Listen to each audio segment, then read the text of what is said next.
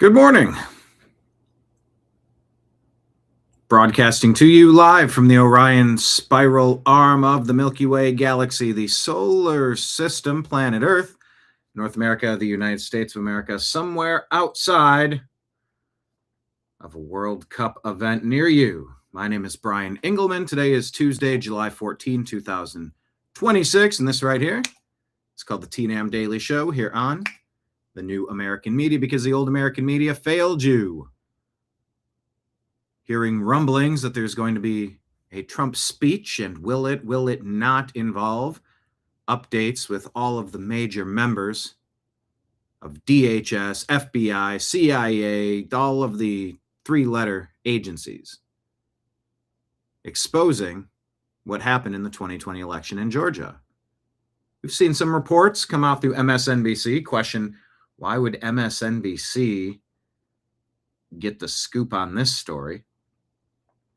So that should instantly have you going, is it? Are you sure about that? Are you sure about that? Not so sure. Hey, here's something we're sure about. The Tyler Robinson case. Oh, wait. People are equally divided as they were before, having presented a week of evidence.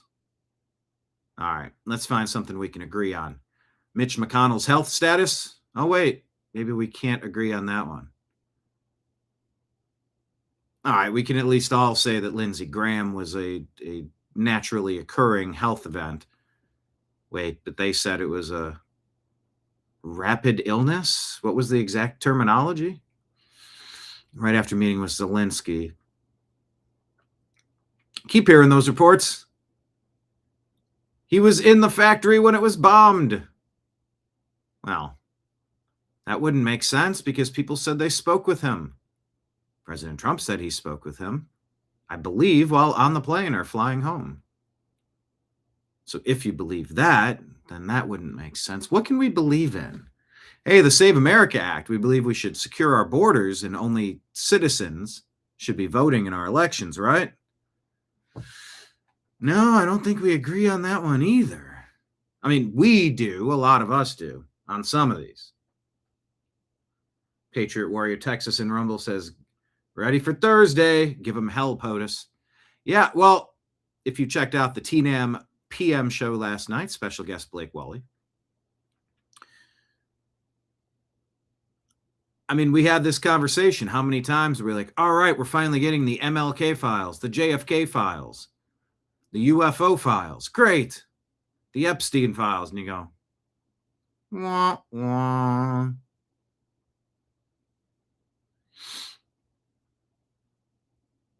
I think most of us have been waiting years to see justice, a full accountability and accounting of what happened in 2020 across the nation. It's not just one thing. It's not just paper ballots or voter ID and proprietary election vote counting software algorithms that we don't get a chance to zero in, zero out, monitor in real time, and confirmation that those modems aren't connected to internet. No, assurances. We got this, bro. We got this. Yeah, we got this. Well, you see, since U.S. aid funding has dried up, I think the commies or the globalists, same difference, Marxists, whatever you want to call them, the anti-liberty people, I think they're 0 for 7 in Central and South America. What are the elections going to be like in this country if we don't have shenanigans?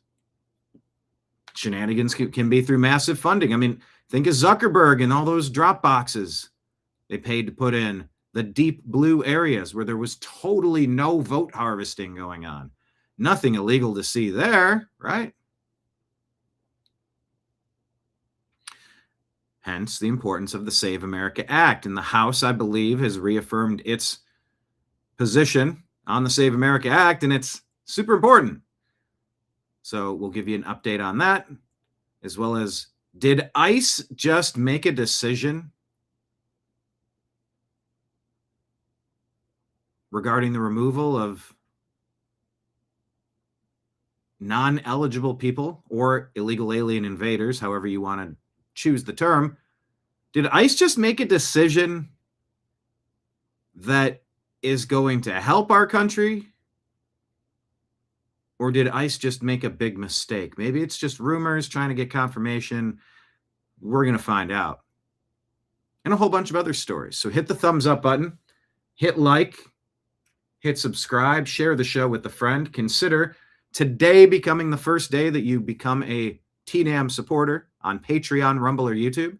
As little as $5 a month. That's $120 a year. I'm sorry, that's $60 a year. Jeez. It's like half of that. It's half off today. What was that story about Michael Jackson and boys' jeans? Where did they say it back in the day? At Kmart? You could say at Walmart now. That's survived. Yes, you too can become a monthly sponsor. Set it and forget it. You can also drop a one-time Rumble Rant tip or super chat tip, like throwing some silver dimes or silver quarters or silver 50-cent pieces or silver dollars, or even tiny little gold coins, whatever you're in the mood for. I mean, they're certainly appreciated over here because I clock in and clock out playing the guitar on the street corner. Guitar case is open. If that guitar case doesn't fill up, I have to reevaluate my strumming on the street corner, my street corner strumming. But we are crowdfunded, so thank you to everybody who has made TNAM important enough to be worthy of your donations. Thank you to you. Thank you to your continued assistance. And thank you to the people who might sign up today and do something for the very first time ever. You can also do Rumble Rant, what I say, Venmo, Cash App, or PayPal. Let me just put those up at the bottom of the screen here if you'd like to make a donation. So without further delay, I encourage you to buckle up, buttercups, and get ready because the TNAM Daily Show starts now.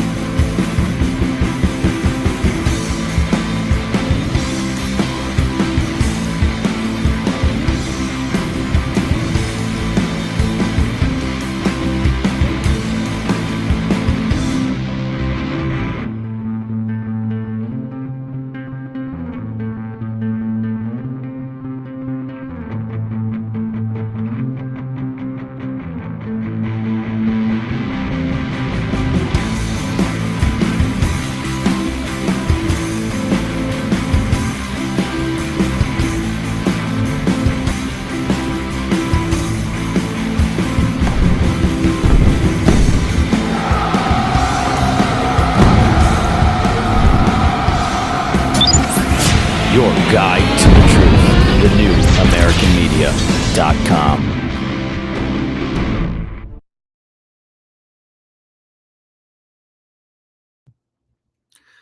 Thank you so much for being here. Once again, smash the thumbs up button, hit like, hit subscribe, turn on the notifications, follow the New American Media on Instagram. If you don't have an Instagram account, start one.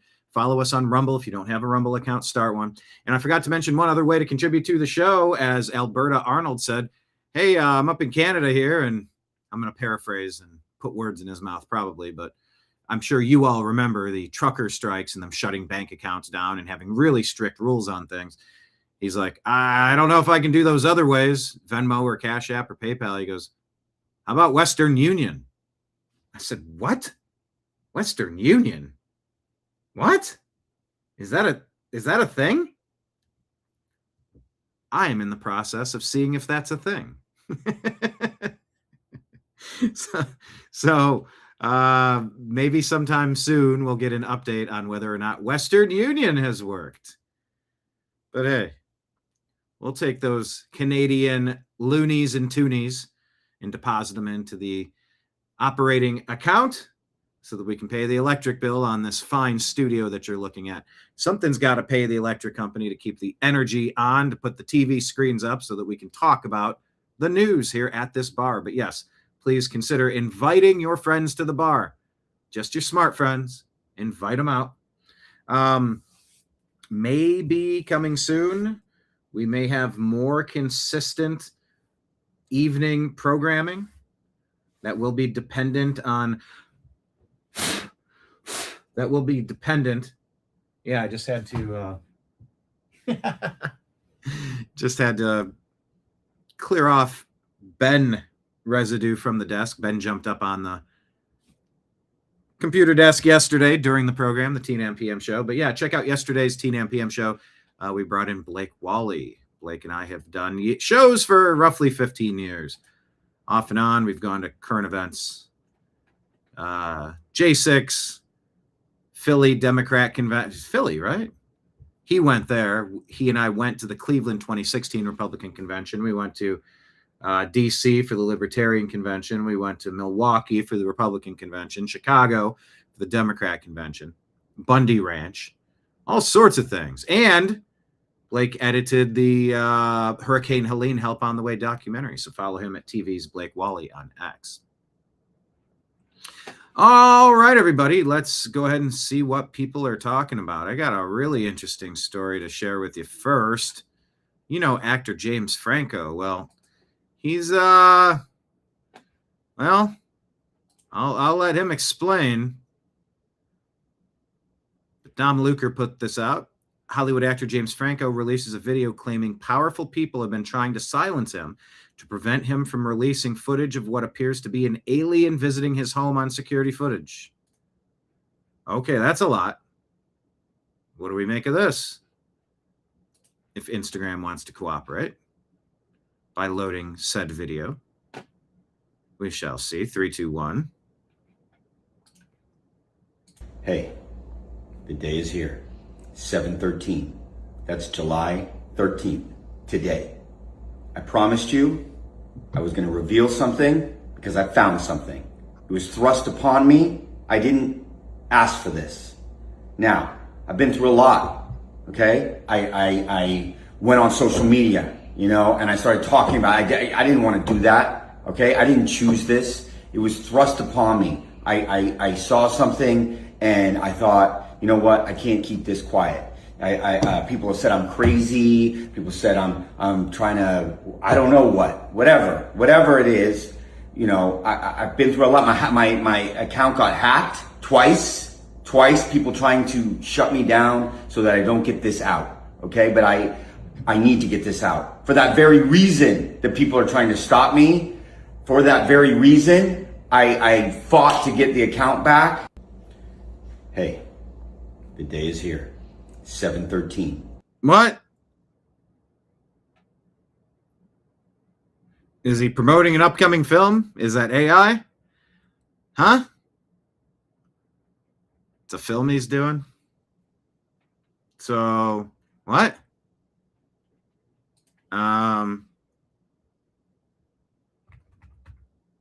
There's no there to this video. Let me see if it's on X. Since people are curious about it.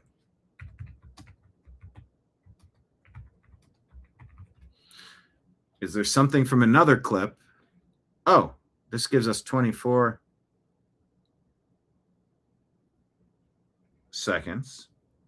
2 minutes 24. Let's go to this one.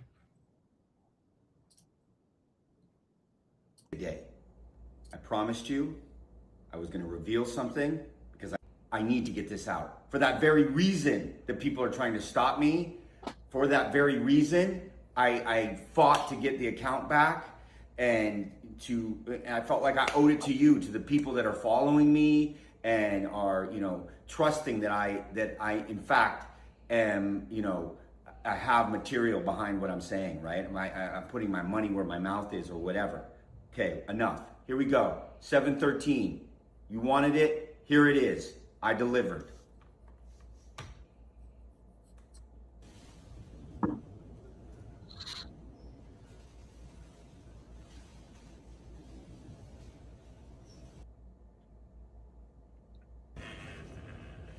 What are we watching? Now that looks computer generated. That doesn't look like a real laptop, number one. And why would you keep your computer Oh, I guess it's not closed. It's set and just slightly open. All right.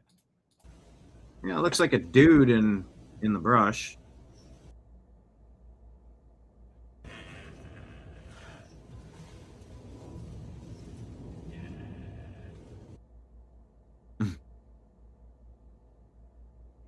What are we watching?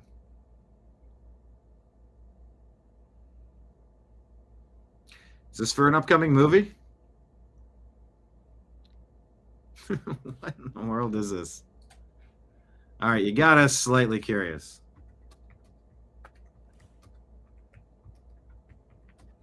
Okay. Enough said.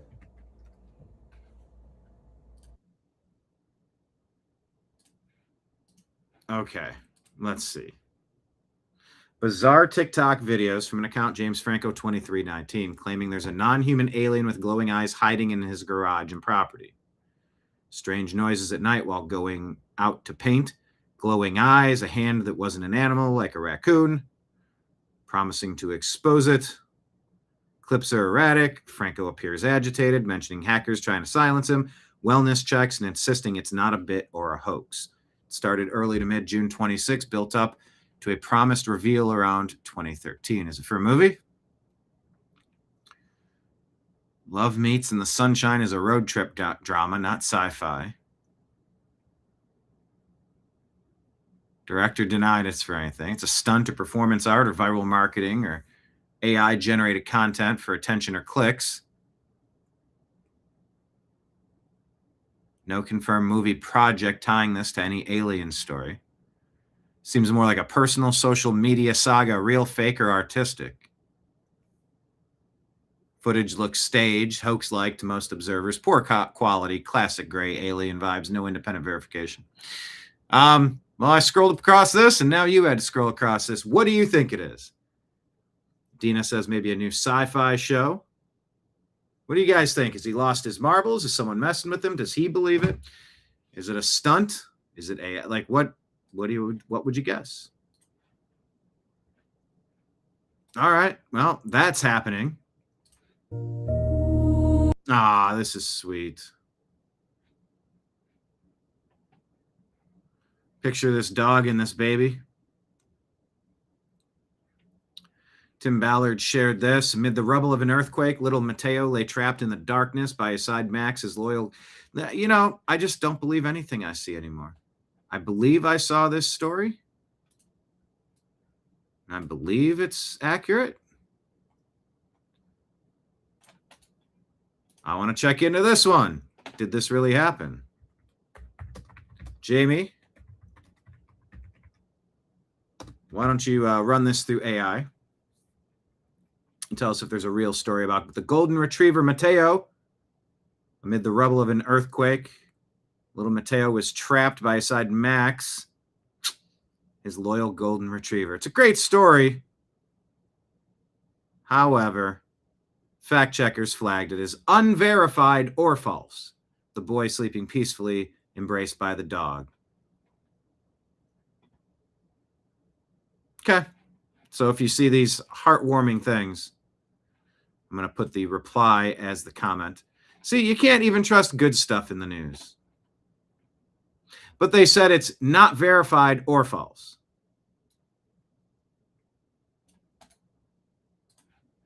Those are not always the same exact thing. But you can't even feel good about these events anymore. Okay. I can't stand to look at that picture. Well, it may not be a real picture. If it pops up again and there's confirmation, I'll let you know. But this is how I scroll through the news, and I'm sure you do something similar. You watch stuff all the time, and you don't even know if what you're watching is legit. Welcome to 2026. This one appears to be real. A DoorDash worker finishes her food delivery moments after she was hit by a driver fleeing police in Houston, Texas.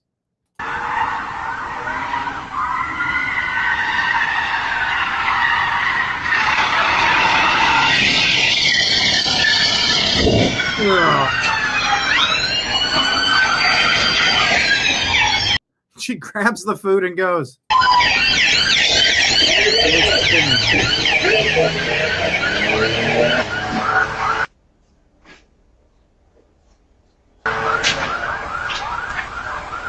We're chasing the guy through backyard. Yeah. Got hit by a car and still picked up the food so quickly off the ground. Give her a GoFundMe. I'll bet you she has one. Local reports say the woman is okay. The man was eventually charged with aggravated assault after getting caught by a police gun.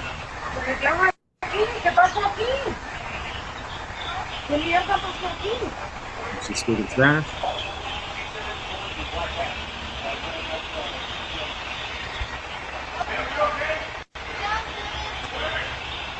Are you okay? Yeah, I'm good.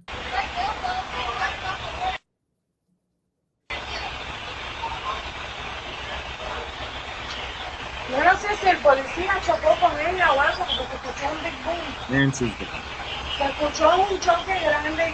I mean, look.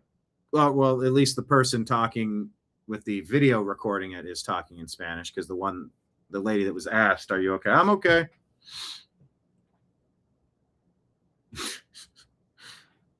So TNAM preparedness. If you watch this video, the woman saw what was going on. You could hear the screeching. She's like, what's that? Well, let me close the door and just get off to the side. Well, maybe get back in the car or get out of the way.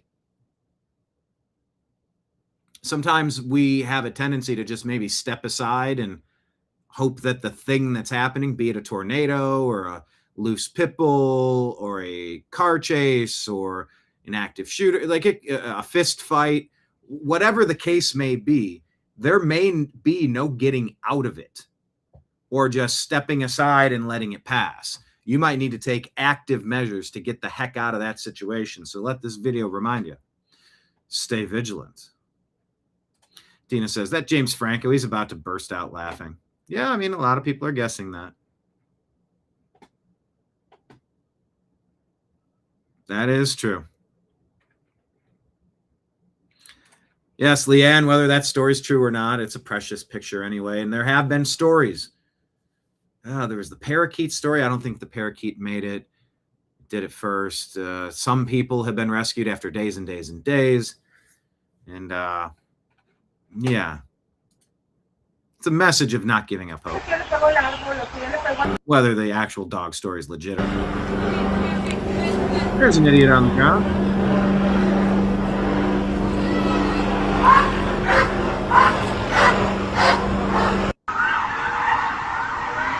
Like you can hear it. Something's wrong.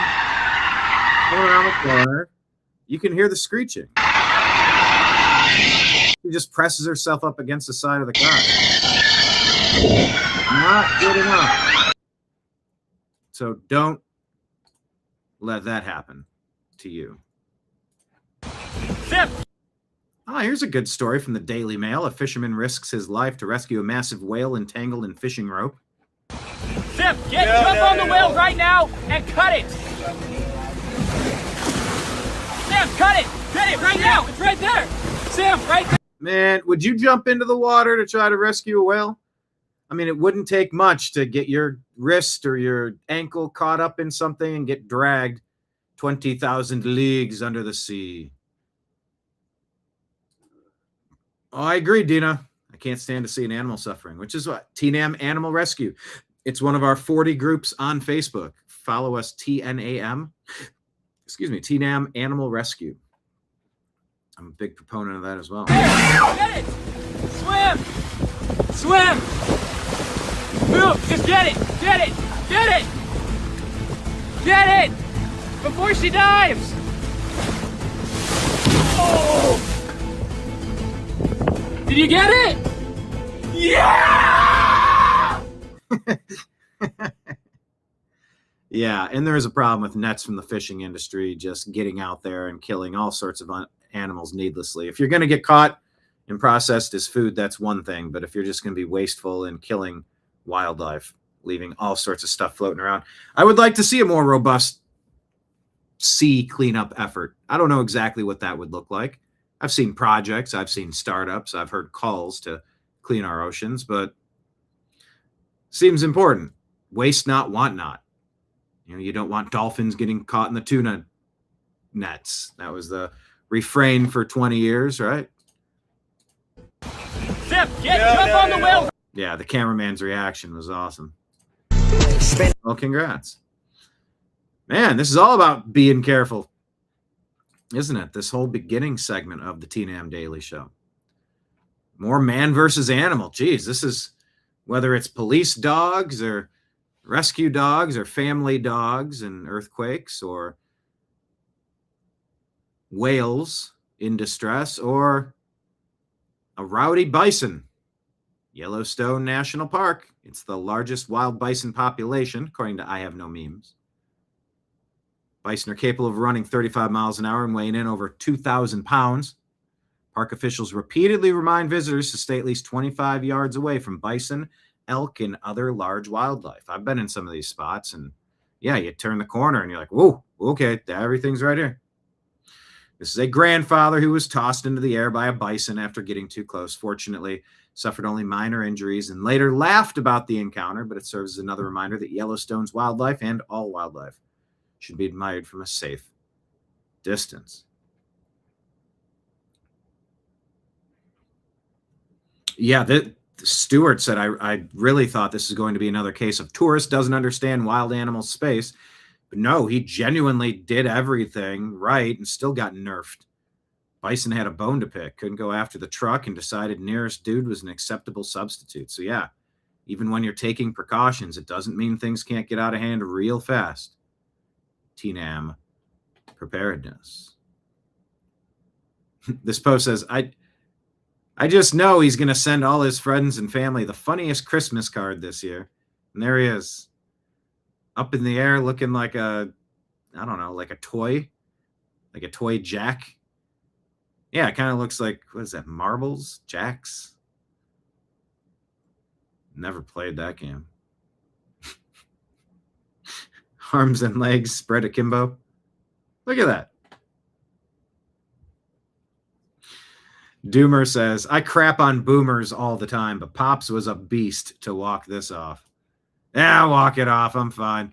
Just like the lady that gets hit by the car and delivers the food. You okay? I'm okay. I'm fine. You got hit by a car. You got hit by a bison. What? Buffalo Ron posted, I will not be taking any more questions. What happened, happened. Just wild.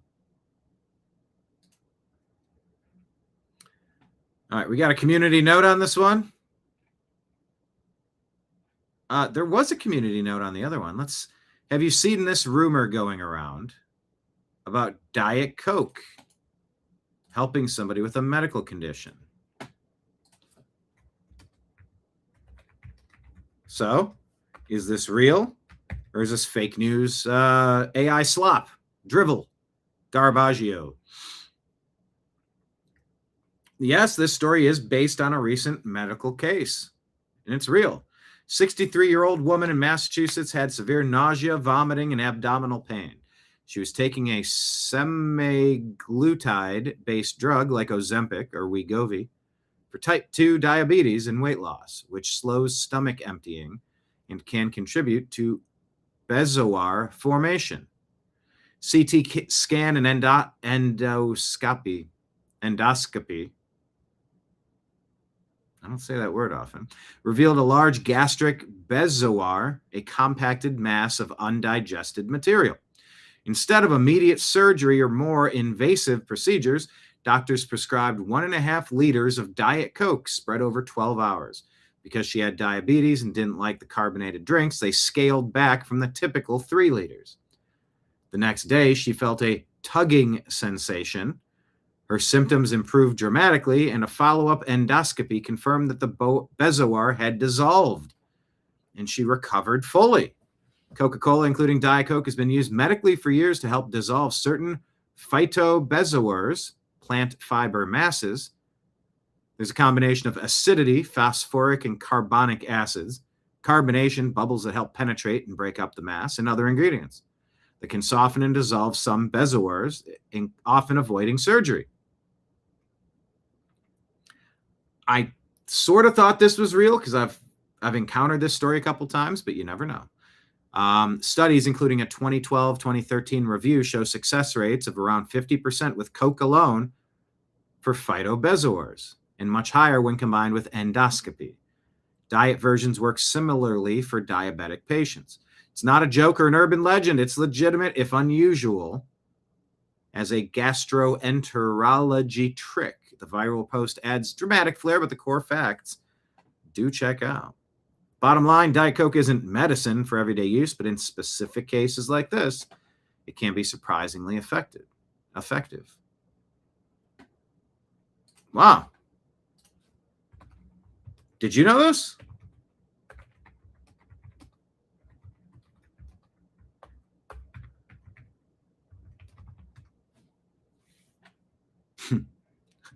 Jolie Navark says, nodding, Diet Coke is medicine.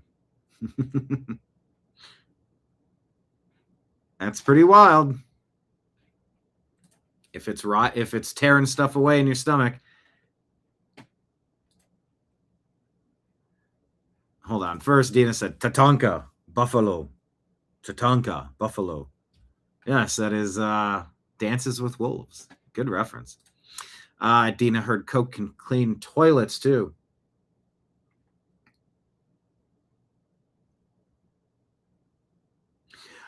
Oh, checking comments over here, Patriot Warrior. Math. Gotcha. Patriot Warrior would jump in to help that whale. Interesting. Getting scorpioned by a bison. Tatanka, buffalo. That's what Josh Allen said. Yeah, the Buffalo Bills. Oh, you're so right. Hey, John, tweet that to Elon and tag us. Say that we talked about this on the show, on the TNAM Daily Show, and we wanted to ask Elon if he could temporarily make the X logo that guy flying 12 feet through the air. Making an X shape. Elon's has a sense of humor enough to do that. People would talk, for a day, for half a day, for a week, a couple days, not to permanently make it the new logo, but man, if the guy had expired or he broke his back and was paralyzed, it's not funny. Like, you lose the humor value. The fact that he's okay makes it funny because you can laugh at it. Tag Elon on X. I would be. That is a great idea.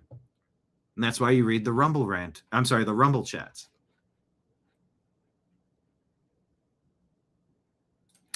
Rob says you can soak old brass hardware in it and it cleans up after a few days. Yeah, it'll help like old rusty tools, right? Similar effects to vinegar with the acidity and the bubbliness. Unlike the vinegar, but you add baking soda or salt, baking soda. I've seen Coke used to clean corroded terminals on batteries. You wonder what else that stuff's good for. For drinking? We have some breaking news. Okay, I don't know who is giving us this report here. Eric Daughtry is referencing DC Reporter. But take a listen. This is that Georgia story we're telling you about. Breaking news in the FBI's Fulton County election investigation. More than 200 federal agents now in Georgia to comb through data seized earlier this year. It's interesting. This voice, whoever it is, it sounds like Dave Rubin mixed with Ben Swan, but it sounds like neither. Is it AI? Clear sign that the investigation into the 2020 election is heating up. Thanks so much for joining us for the On the Night. FBI agents are going through materials found today during a and this right here, Brett Baer on Fox. Search of the Fulton County, Georgia election office. That search is said to be related to the 2020 election. Correspondent David Spunt has details tonight. Good evening, David. Brett, good evening. FBI agents are still on site at the records warehouse for the Fulton County, Georgia Board of Elections. The matter is sealed before a court, meaning details are limited, but we can report this is related to the 2020 presidential election. Sources tell Fox News that agents retrieved documents, phones, and computers after a judge signed a warrant. President Trump has long made Georgia, and specifically Fulton County, a target of his complaints relating to the 2020 election. Shortly after that election, Trump spoke to Georgia's Secretary of State, Brad Raffensperger, and said he needed 11,780 votes to win the state. At the time, Raffensperger said he felt pressure from Trump and... Yeah, by the way, that wasn't to create fake votes. It's to throw out fake votes. Find the votes. Find 11,000. Find 12,000 votes. It never meant what they claimed, create fake votes. It was throw out these obviously fake votes. That's the problem if you take your cues from lying legacy media. Denied any widespread election fraud. He continues to deny it to this day. Now, Fulton County District Attorney Fani Willis brought... Yeah, Fani Willis. She needs to be indicted along with the rest of them. State criminal charges again, then former President Trump and others in 2023 for conspiracy to overturn the election. But her prosecution, Brett, was eventually derailed completely after it was revealed she had an intimate relationship with the top prosecutor on her team, and it could have tainted the case. Late last year, a judge dismissed the case in its entirety. Now, Brett, last case dismissed in its entirety. Month, the Justice Department sued Fulton County, Georgia, seeking access to 2020 voting records after state officials allegedly failed to respond to a subpoena.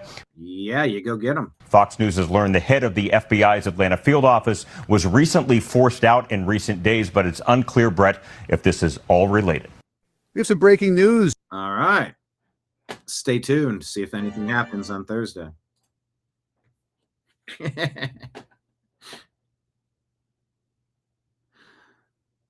Apparently, there's been a podcast.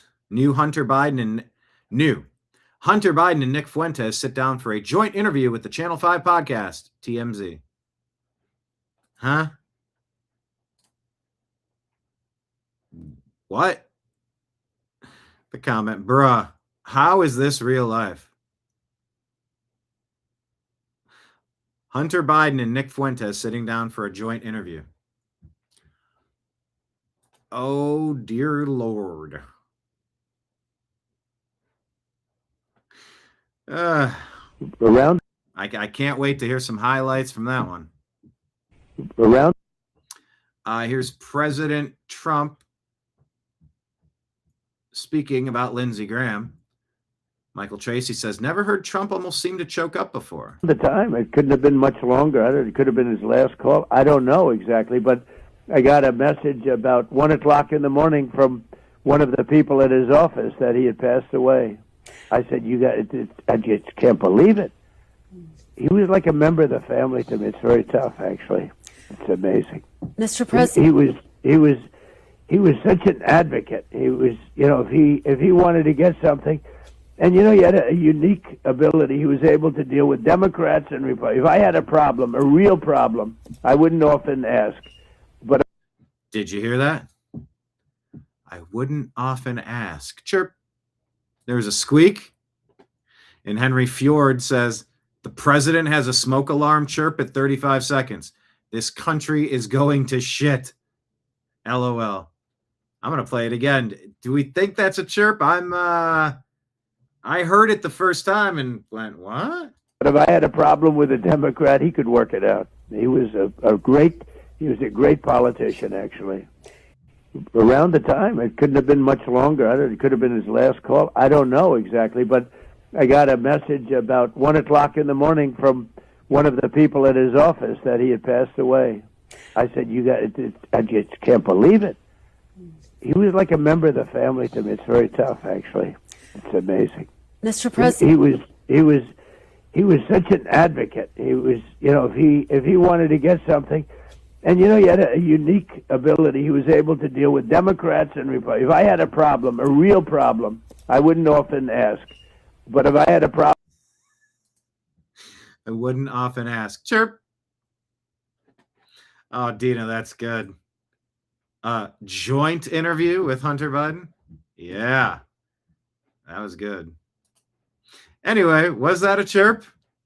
I don't know. Maybe it's a coin flip.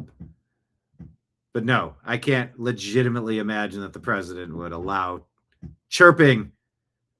He's a property developer. many high-end properties. Chirping smoke alarms is not something you tolerate. But that was funny.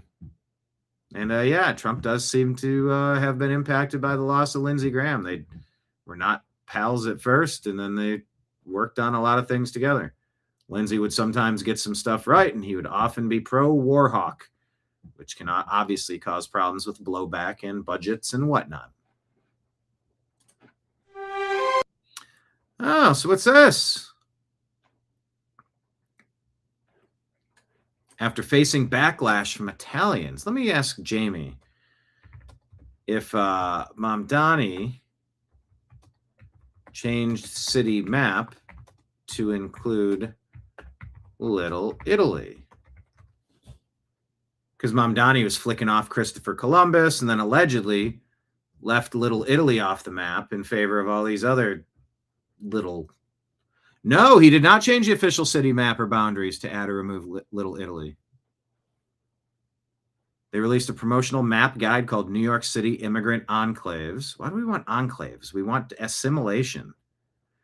Highlighting 30 immigrant neighborhoods, Little Palestine, Little Egypt, various Chinatowns, Little Bangladesh. Okay, hold on. Little Italy, the historic Manhattan neighborhood, was not included on the initial version, along with some other long-standing ethnic areas. Oh, so he left out the Italians and the Jews and the Irish. Wow. Sparking backlash from Italian-American groups calling it erasure.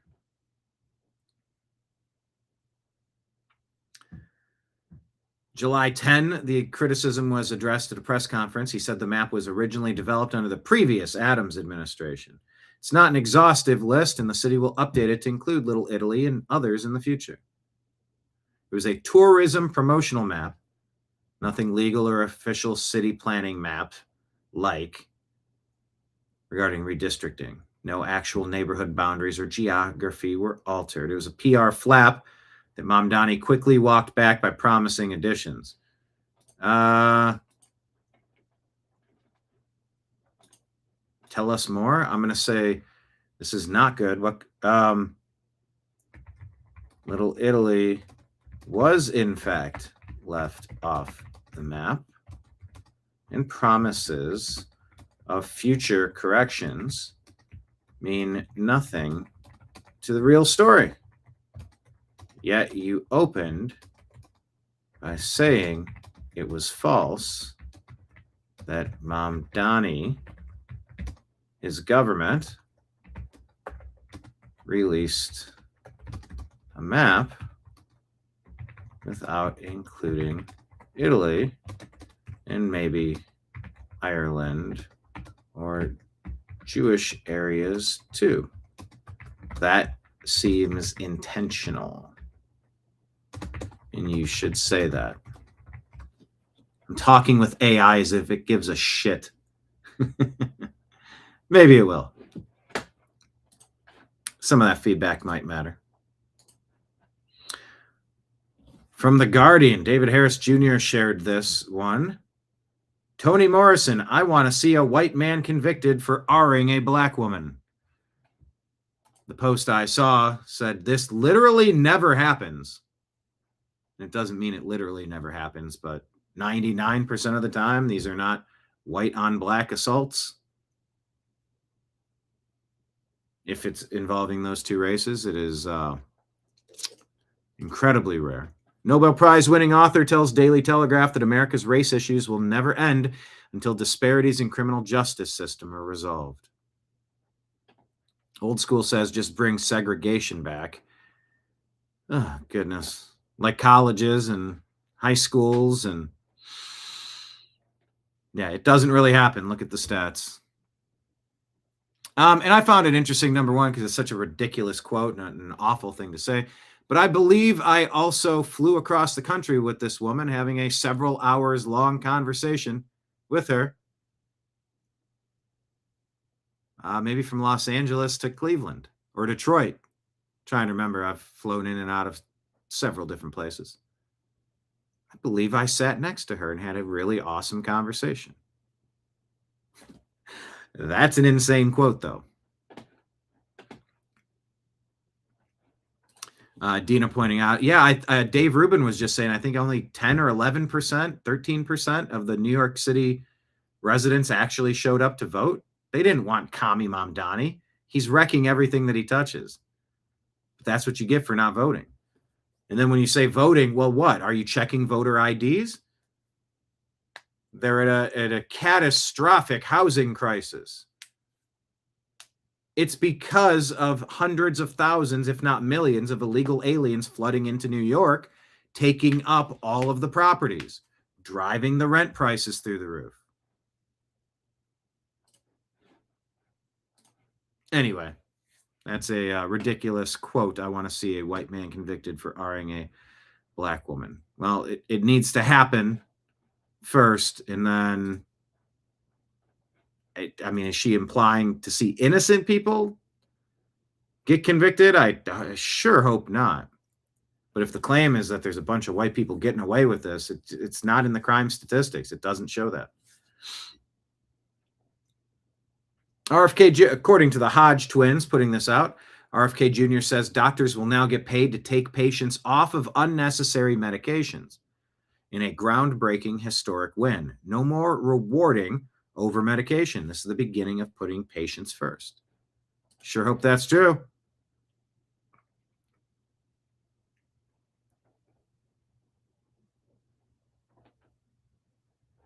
I mean, yeah. Frey says, if we have to bribe doctors to give solid health care, should they even be doctors? Exactly.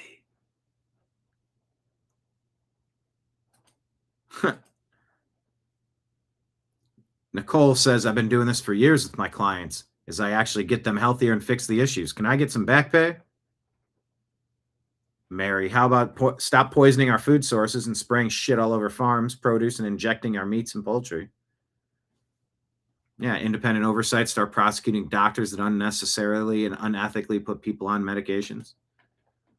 All great points.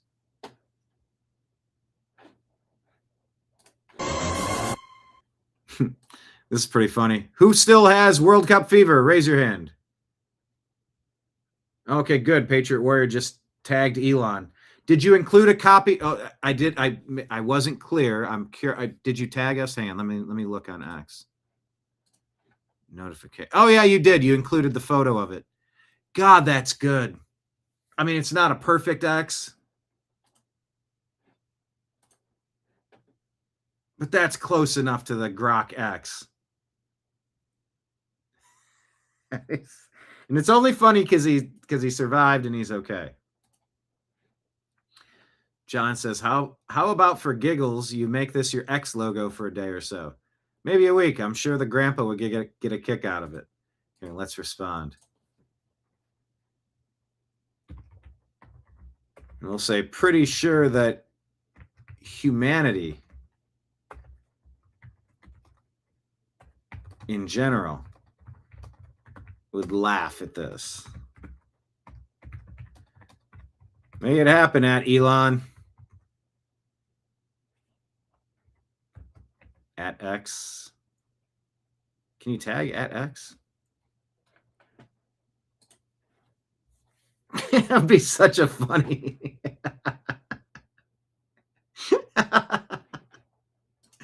You know how Google will always do that when there's holidays?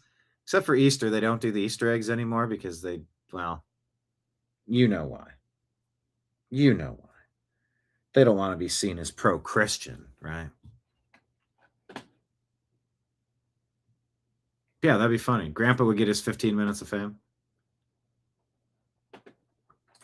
Very true, Dina. Doctors toe the company line when they work for the hospital conglomerates. Yeah, I blame the hospital industrial complex for my brother not surviving his pneumonia, along with the remdesivir and intubation tube treatment plan that they forced on everybody in a one-size-fits-all approach that did not fit his size. It did not help him at all. We'll never forgive or forget that, and I would like to see that changed, where doctors have some more autonomy over their policies. So if you still have World Cup fever, this is funny. It shows a map of who people are rooting for. For the first time in football, just call it soccer. For the first time in soccer history, this is the whole world on Wednesday night. That'll be tomorrow. Everybody rooting for England and only Argentina voting for Argentina. Ethan says, you know how evil you have to be to get people rooting for England?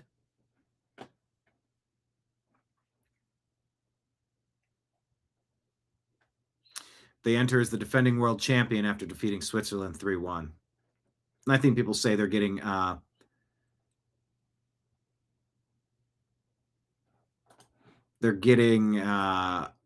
maybe favorable treatment by the referees. Pretty backbeat. Carolyn Levitt HQ says, isn't it crazy that England fans can wave the England flag in Miami, but they can't do that in their home country? Yeah, political correctness has eroded freedoms.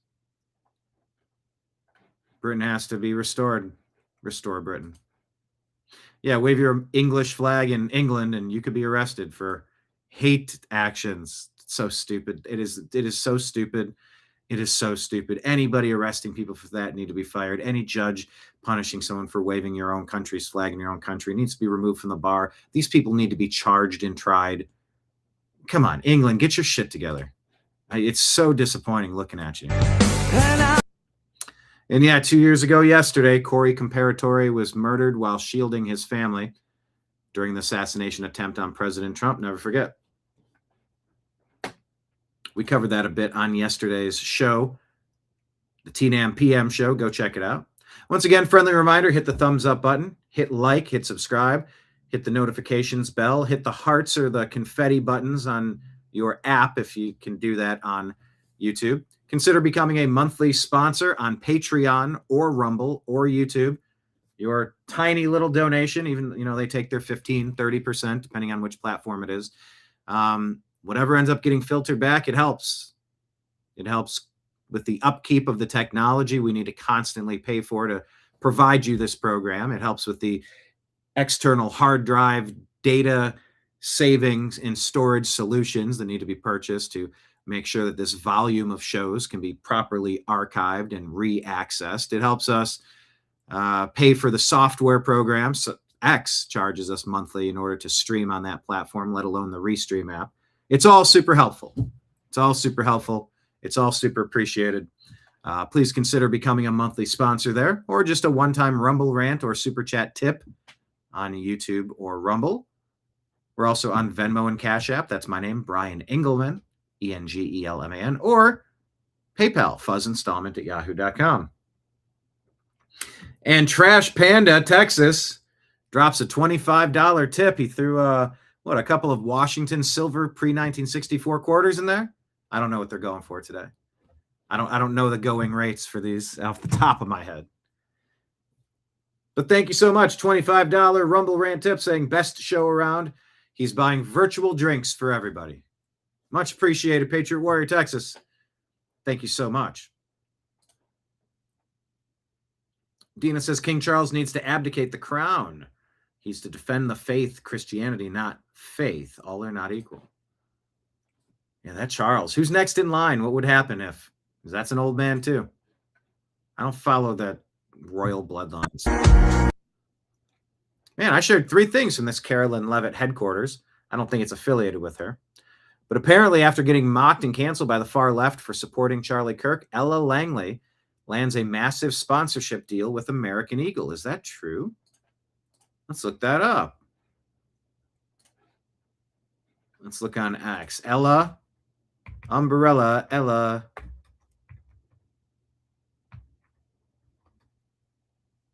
Let's see, American Eagle. Is this a real story, Jamie? Oh, yeah, apparently. Is this a real ad? Well, this is made with AI.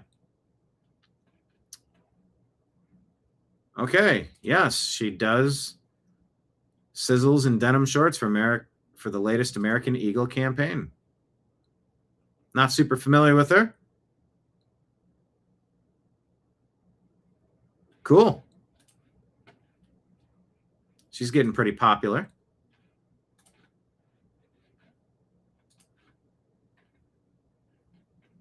Any video, or it's just a photo shoot?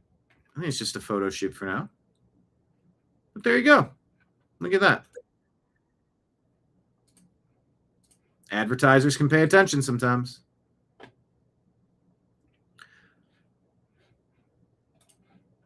Hello to Alberta Arnold. Thanks for joining.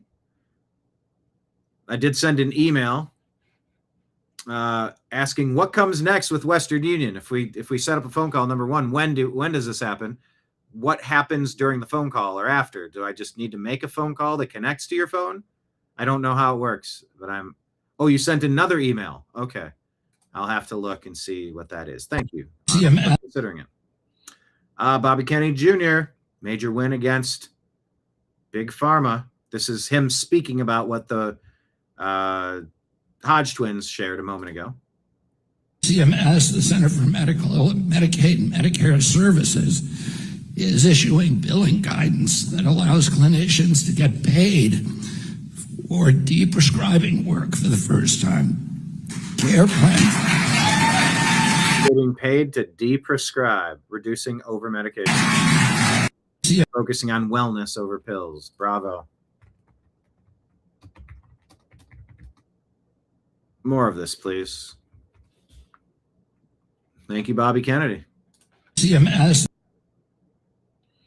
All right, so we're all against flock cameras, right? Well, let me give you a counterpoint to it. It's not a good sign when Los Angeles agrees with you. You should really pause and reflect and see if you're on the right side of history. If Los Angeles Police Department ends its contract with flock cameras over civil liberties and civil rights concerns. Oh, crap, it's helping find the illegal alien invaders that the Democrats flooded America with. LAPD says that it helps them in tracking down suspects involved in a crime. Now, some people in the community like that surveillance. Others say that it violates their privacy. LAPD says that concern is what led to its decision. Well, this contract's not being renewed because of serious concerns around civil liberty and civil rights issues, particularly around privacy and the data that's being collected from these cameras. So the LAPD had to make a difficult decision of continuing, in this case, discontinuing using flock services until we can get those data, privacy, security, and sharing concerns ironed out through a contractual relationship. LAPD's contract with Flock ends tomorrow, and their tech department is not sure if the cameras will still be recording. LAPD doesn't own the cameras. In many cases, they are owned by organizations and homeowners associations who have allowed police and the city to have access to them. Now, LAPD says it is having ongoing conversations with the company in revising the agreement. They want updated language around privacy and the storing of data to be included in this new agreement. I've reached out to Flock for a comment about this, and I am still awaiting a response. LAPD says that it helps.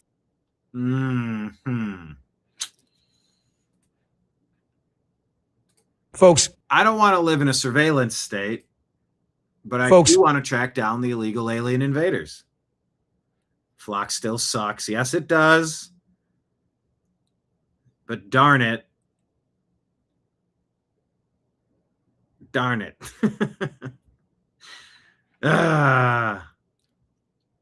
If Los Angeles is stopping it to protect the illegal alien invasion of America, you have to wonder, why am I on the other side of this?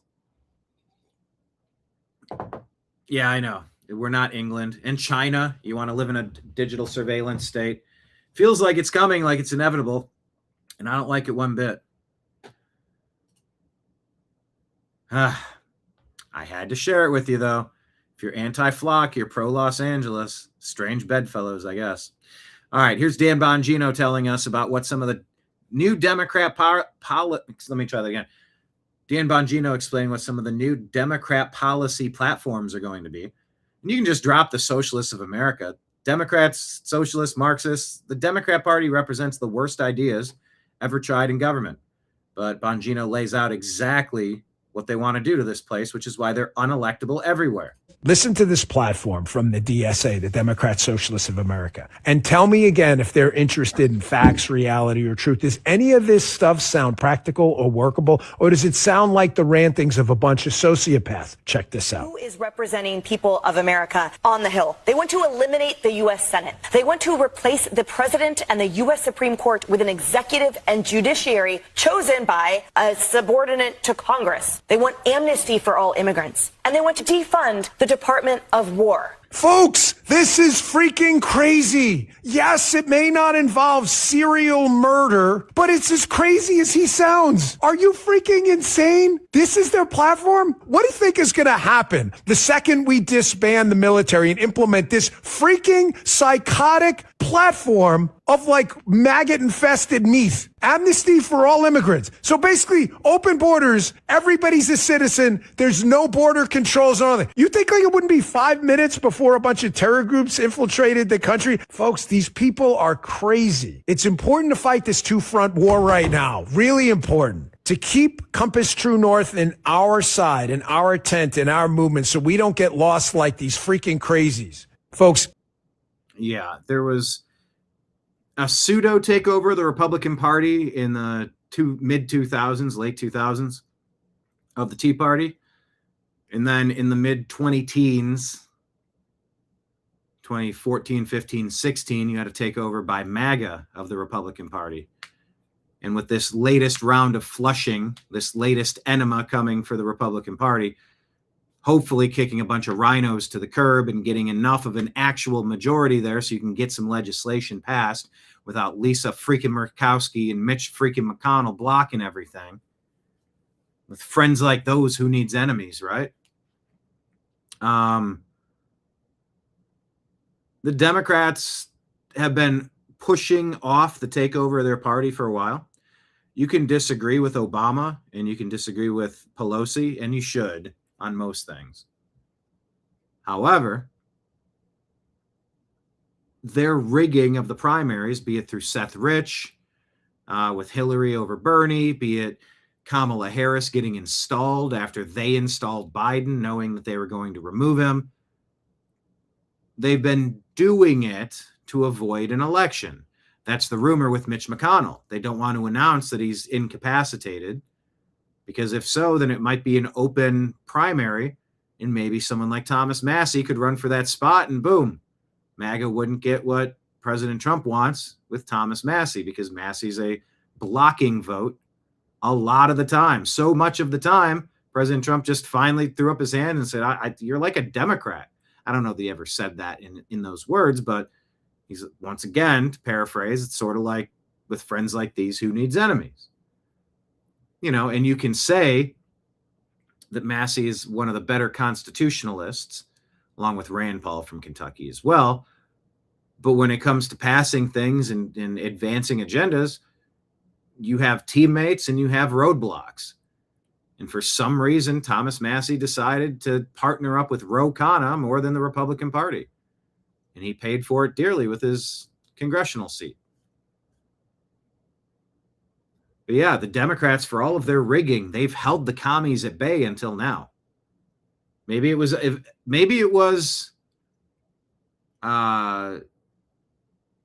unstoppable. It was, what word am I looking for?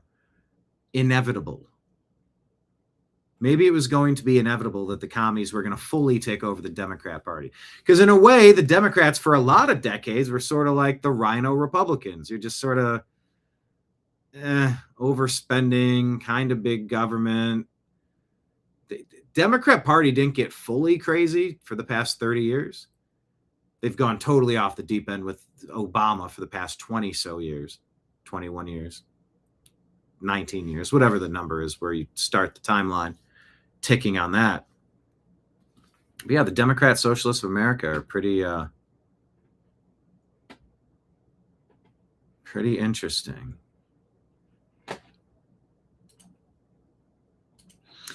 Question about Western Union. Look at that. Receiver only needs an ID and a transfer number. to pick it up at a Western Union or to provide detailed personal information in advance? Because I don't want to provide detailed personal information. Can a company phone line work? A VoIP, voice over internet protocol company line, would that work? Would a PO box work for an address? Do I need to submit any personal information of my driver's license and all of that? Or just on pickup, I have to confirm that I'm me? I don't know. It's an extra complicated way to just hit click on Venmo, click on Cash App, click on PayPal. It's just one click and it just goes in and it's done. For pickup, I just have to show an ID and show that I am who I am.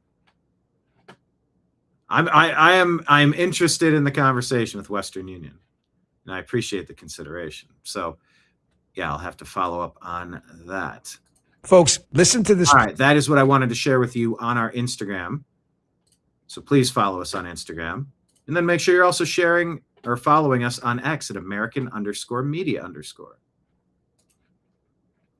Let's see what else is going on. Yep, Ella Langley. There she is. Cool for her. I don't know what songs, and I can't play them, which sucks because in their nonstop effort of protecting copyright, I don't get to advertise Ella Langley, which kind of defeats the purpose of a marketing campaign. I would find her top songs and play you a little bit and go, oh, okay, I've heard this one. Or, oh, that one too? I've heard it, but I had no idea who sang it. But because the music industry is so staunchly defensive over their copyright, you know. Oh, by the way, I had a third video deemed unavailable for monetization because there's that video of that guy hitting that lady with something, and some publishing company said, that's our video, you can't share that video. And they stole our advertising revenue. So YouTube allowed me the opportunity to click to delete that whole segment out of the live broadcast. But that's another reminder why you should be on Rumble. And it's another reminder why you should be teamed up with us in a direct distribution method, you know, maybe like Patreon, where we could perhaps in the future archive every show there, because even the future versions, that's the problem with digital only. You want physical media, you want books, you want video games, you want movies. You ever watch a Simpsons episode and you're like, where's that joke? And they cut it out so they could work another commercial in. It just didn't make the cut in syndication. I ran into that all the time in the 90s, 2000s. And you're like, oh. And it was interesting recording episodes on VHS off of the multiple channels that were playing them for 2 hours straight while I was in college. And or you'd watch the DVD version, the box DVD set, and you go, oh. Okay, well, that joke, it did not make it on VHS. I'm glad I have it on DVD, but Sony just deleted a whole bunch of content that people paid for. They bought, I think it was movies and video games, some sort of combination of media. And they said, no, that was just a temporary license to use that stuff, and we're deleting it now. And you go, what the hell are we paying you for? Video games are $60, $70, $80 or whatever. That used to be when they would deliver you a product. Now there's some gaming systems, they're all digital. And you might only be renting a product for $70. By the way, why is it the same price to get a digital copy? Shouldn't it be like $5? You don't have to produce anything. You're not printing anything. You're not stamping discs. You're not mailing these out. You're not transporting them from your distributor to the locations that are going to sell your items. Shouldn't the cost of a $50 video game be like $10? No, they're trying to squeeze as much money out of people as possible. But anyway, because the industry protecting copyright is so stupid, I can't play you any Ella Langley, which defeats the purpose. All right. Bill Malugin reporting per multiple federal sources to Fox News, ICE has been instructed to immediately cease most vehicle stops during immigration enforcement operations nationwide, except for operations targeting the most egregious criminal aliens. This comes after 2 people were killed by ICE in shootings in Texas and Maine, right? M-E? M-N, Minnesota, M-A, M-S is Massachusetts, Missouri. I admit some of these postal codes I don't quite have memorized. I think it's Maine. 2 incidents in Texas and Maine in the last week that began as vehicle stops. DHS alleges one of those incidents was a ramming attempt. I'm told this will be temporary until ICE officers receive new training on vehicle stops. The policy change will have significant impacts as many of ICE's arrests begin as vehicle stops when they find and follow a target, as we've witnessed on multiple embeds. More to come as we get it. Yeah. Does that make sense to you? Are you okay with this? Just let the criminals be criminals because they might do more criminal acts once they're caught? Hello, Ortho. Thanks for checking in chat. Everybody hit thumbs up. Share the show with a friend. Just click that arrow and you'll copy it. Text it to a couple friends. Invite them into the party. Share it on X or Facebook. Direct messages. Illegals have been instructed by Democrats to resist and evade ICE during vehicle stops, says Alec Lace. Take a watch on this. Well, it happened again. This time it was a Colombian man with an order of deportation who decided to listen to Democrats and evade and resist ICE agents, and it has cost him his life. Really bad idea. The Democrats are already standing on the body of this 26-year-old Colombian man, just like they stood on the body of the 50-something-year-old man in Houston. They love that they get these headlines. This is exactly why they are encouraging. Yeah. And it's exactly why they pushed for the Summer of Love riots in 2020.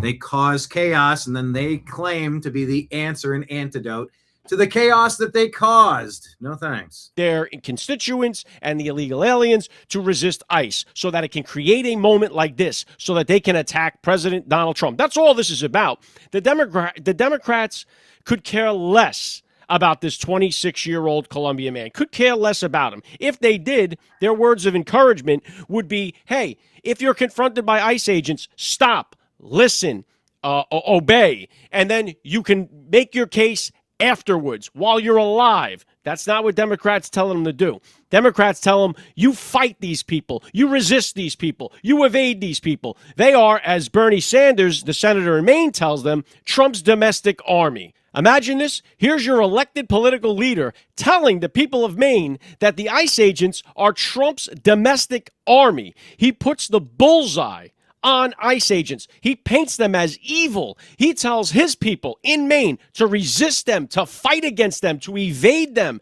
and it is costing people their lives. But will they stop? Absolutely not, because this is not about anything other than going against President Donald Trump, using these people's lives for their narrative. That's all they care about is the narrative. Yeah, you're right to point out, Ortho, that essentially a lot of these stops are fishing expeditions, so you should know your rights. Am I being detained? Am I free to go? Do you suspect that I've committed any crime? I'd like to have a supervisor. I decline to comment. I invoke my Fifth Amendment rights. I don't speak to officers. Just shut it down. Don't give them any information. Oh, so where are you coming from? What are you doing? Who cares? Am I being detained? Because I'm done. I have nothing to say. Let them ask you a bunch of questions. Just say I decline comment. Dina says, just goes to show they're lawless just as they broke into our country. Yeah. All right. Well, it seems like the illegals are winning if you stop enforcing. So that's not great. Eyewitness says the driver was told multiple times to stop by ICE agents. He put the car in drive and drove at the ICE officer. Direct eyewitness confirming the suspect weaponized his vehicle. For anyone that cares. This is Biddeford, Maine. Well, all right. Let's listen to his direct observation. I would say 7:15. I was driving through the intersection at Hill Street and Pool Street, and as I was approaching, you could see flashing blue lights, and then as I got closer, they were unmarked, so I assumed they were ICE, and then you could see them with their green vests and stuff, and it said police, ICE, and so as I actually was going through the intersection, I heard yelling. So I know I'm supposed to be paying attention, but I heard yelling off to my... So I looked, and I was watching, and the ICE agent was yelling and drew his weapon and he kept yelling and yelling and warning the person driving, which is when the... And by the way, maybe the illegal alien, if it was an illegal alien, didn't understand the language of the land. One of the reasons why you don't just let anybody in here. If you're incapable of communicating with the people and you're not there on vacation with a stated purpose, it causes problems like this. If you're told to alto, alto, alto, stop, stop, stop in Spanish, but you're told in English and you don't know what's going on and you sort of do, but you freak out. Yeah. A level of camaraderie and communication is necessary in order for us to be a community. There is no community without communication. There's no community without camaraderie and understanding. car was put into drive. And I did just see there was a report, I forget where it came from. They're trying out AI, like real-time language model devices that can identify the language that the person you're communicating with is speaking, and it will do real-time translations. Now, I'll admit, I've been waiting for that for a long time. Let's crush this Tower of Babel together so we can all speak English. I don't want to speak French or German. No, thank you. Or Russian. I'm good. I know everyone knows stop. Yeah, seems like a low IQ individual that would tear through a police stop. And was trying to hit the ICE officer. And he fired, I would say, probably 4 shots at him. And then by that time, I was also through, the intersection, so I just heard the popping. But I did see him draw his gun at the windshield. And then the car, you could see the car in the back, like rolling down the street afterwards.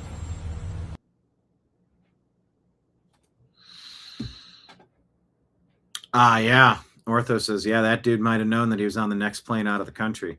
So everybody needs to self-deport. And if you self-deport, you can go back and wait in line at the nightclub and say, hey, I'd like to come back in. Well, good. You're going to have to pass the test. Are you on our do not let into this club list? Are you a kid abuser? Are you a drug abuser? Are you a felon? Are you a thief? Are you what? Do you have any criminal background? By the way, it's not always easy to determine if people have a criminal background check, but there should be rigid standards of being allowed into this country. You have to maintain order at the border in order to do so. But yeah, just another reminder, if you're not here legally, you need to go out and ask to come back in.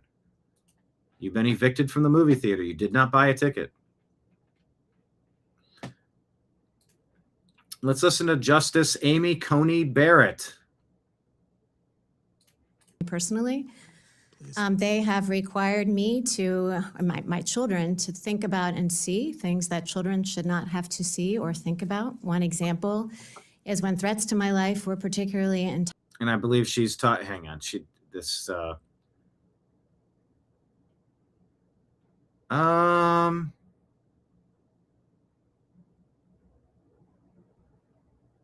okay, she doesn't say, maybe it's the Secret Service recommending this to her. It didn't really explain fully in the clip, but man, does it look like she's aged too. Example is when threats to my life were particularly intense a few years ago around the time of the Dobbs leak. My security detail sent me home with a bulletproof vest, and I carried it into my house, put it into my bedroom, dropped it down on a table, turned around, and my 12-year-old son was standing in the doorway of my bedroom, and he wanted to know what it was and why I had it, and I didn't know how to respond because maybe I lack imagination, but I didn't expect that performing this service was going to put me in the position of explaining to my children what a bulletproof vest was and why I had to wear one. You didn't understand that becoming a high-profile character means that you're going to be subject to harassment and threats and attacks? And so when you got there, you were surprised by it, and that's why you vote with the deep state so often, because you're terrified for your life? You didn't think that this was going to be a very difficult job that's going to require intestinal fortitude and a fucking spine? I'm sorry, I know she's the victim here of threats and intimidation, but it's threats, intimidation, bribery, blackmail. It's all these things that have been rotting America to its core for decades, or perhaps since the inception, the creation of this fine country. How can you call it a fine country after all the bad things it did? We're the best out there. There's no better. Point to anything better. You cannot. So yeah, it is a fine country. Coney Barrett has appeared terrified in some of these high-profile cases. She's allowed herself to get threatened, bribed, blackmailed, paid off, coerced, something. Said the same thing about Justice Roberts with the Obamacare decision. There's no universe where he should have voted that way, yet he did. Melissa, what was her name? Hortman was literally in tears talking about how she had to pass the budget up in Minnesota. I think it was Minneapolis. And then that guy with the fake cop head mask executed her and her husband shortly after, because the budget was going to stop stealing money from Minnesotans to give to Haitians and other illegal aliens that had no claim and no right to those public funds. She was executed. She was terrified. I think we need to get to the core of the violence, the core of the threats, the core of the intimidation, and it's the Democratic Socialists of America. It's Antifa, it's the Marxists, it's the globalists, it's the hardcore Democrats. There's still legacy Democrats that are like, I don't know, man, like, I don't know, my parents were Democrat. And, Democrats usually used to be better than Republicans, but not crazy like this. And you got to abandon the party. They no longer exist. Bobby Kennedy wasn't welcome in your party to run as your nominee. We know that. You think Bill Clinton would survive on your party today? You might be on his pro-visiting Epstein Island a quadrillion times allegedly list. Well, he does get bonus points for going to Epstein's Island so often, but I can't condone all these other policies that are common sense fiscal policies. So there's that. It's also been reported in the news that roughly 6 weeks ago, I was the victim of a swatting incident. And by the way, the local authorities should have your address on file. They should have your cell phone number, your family's cell phone number on speed dial. In case your place is swatted, they could call you for confirmation, go, hey, we need to get you on the phone and double check. We don't want to come in here guns blazing. Like, for public figures, unfortunately, this is happening. And the people doing it need to be caught and indicted for attempted murder. This isn't a joke. Every swatting attempt is an attempted murder attack. At that point, my teenage son, one of my teenage sons, opened the door to go out with friends and saw in our street, it was full of police cars, who had responded to a false report of gunshots and raised voices in my home.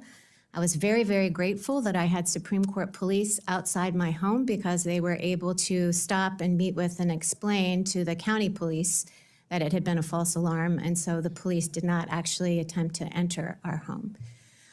Many of us, me included, have received threatening anonymous deliveries designed to intimidate and harass us. And it seems like you bowed to the threats. What in hell were you thinking with birthright citizenship? A child born to an American is an American. An invader that pops out a kid, a birth tourist, that is not a citizen of this country. Amy Coney Barrett, you were one of the biggest mistakes of the past 10 years getting into this position. If you're not going to have the stones, and we're not asking you to vote on crazy stuff in a crazy way. Just use common sense. Birth tourists and illegal alien invaders do not make creators of citizens. They were crystal clear in the 14th Amendment that it had nothing to do with any stuff like that. It was for granting citizenship to people who used to be deemed owned by another entity. And Amy Coney Barrett, your vote would have made a difference there. You and John Roberts. They are often sent in the name of Judge Salas's son, who I think, as you mentioned in the beginning, Mr. Chairman, is deceased because he was killed by a disgruntled lawyer who showed up at Judge Salas's home intending to kill her, but her son, 20 years old at the time, opened the door and took the bullet instead. Her husband, standing behind, was seriously injured. So I think the message on these deliveries being sent in his name is clear. As Justice Kagan said, federal judges across the country, throughout the judiciary, including the Supreme Court, continue to do their jobs without fear or favor, but the threat level is really high. Yeah, but you can't succumb to it. And it appears as though you've bowed to the mob. Personally, they have. The New American Media posted, if you're going to go public about the threats, why be intimidated by those same people into betraying our Constitution anyway? Grow a spine and vote for common sense instead of bowing to the threats of the mob. Dr. Mehmet Oz giving us an update on Senator Lindsey Graham. My friend, Senator Lindsey Graham's sudden death is reportedly from an aortic dissection. That's a heartbreaking reminder of one of the most dangerous medical emergencies that we see. It was one of my specialties as a heart surgeon, so let me explain it.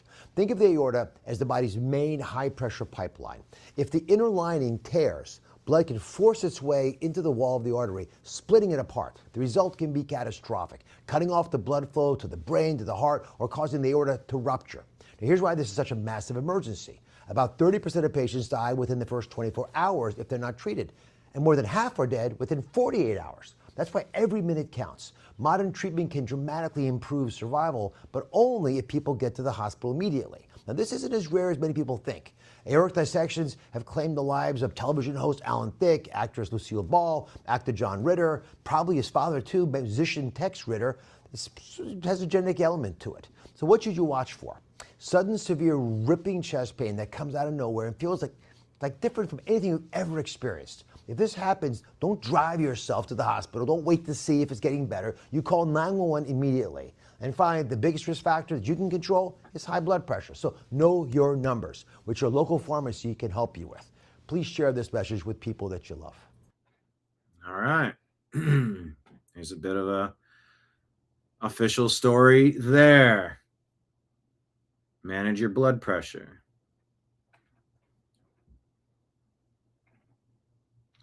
Jay Sekulow put this out. The left couldn't take down President Trump, so it's coming after his legal team. California disbarred former Trump attorney John Eastman over legal advice he gave the president. Today, I'm announcing that the ACLJ, American Civil Liberty, what is it? It doesn't say. American Civil Liberty J, I don't know. Directly appealing this case to the Supreme Court. Yeah, being disbarred for giving legal advice. That's insane. Ben Swan says the case against Tyler Robinson is collapsing in plain sight. Tyler Robinson hearing is an absolute joke, and for the record, the record so far makes that painfully clear. The state's key evidence, a surveillance compilation edited by the Utah Attorney General's office, was rejected for alterations, and there is still no raw, uncut footage of the assassination. The officer on scene couldn't even recover the shell casing from Robinson's alleged rifle, and the DNA on the towel is 95% linked to Lance Twiggs, not Tyler Robinson. To make matters worse, the officer's body cam was conveniently turned off at the most critical moments.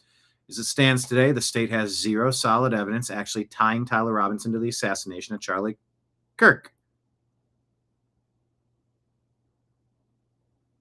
Lionel joined him to break down how a case this week ever made it to a courtroom.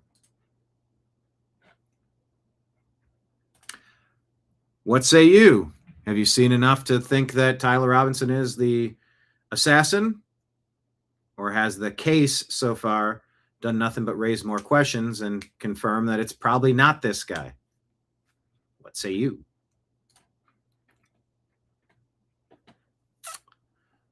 Tony Segura says Obamacare premiums projected to rise 14% in 27. 11 years in a row for raised premiums.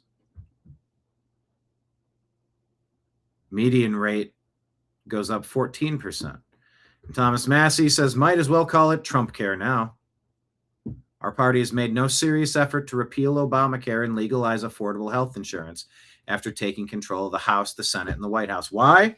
Because the current system enriches insurance and hospital companies. I don't think it's fair to call it Trump care, but it is fair to say Republicans haven't done shit to make it better.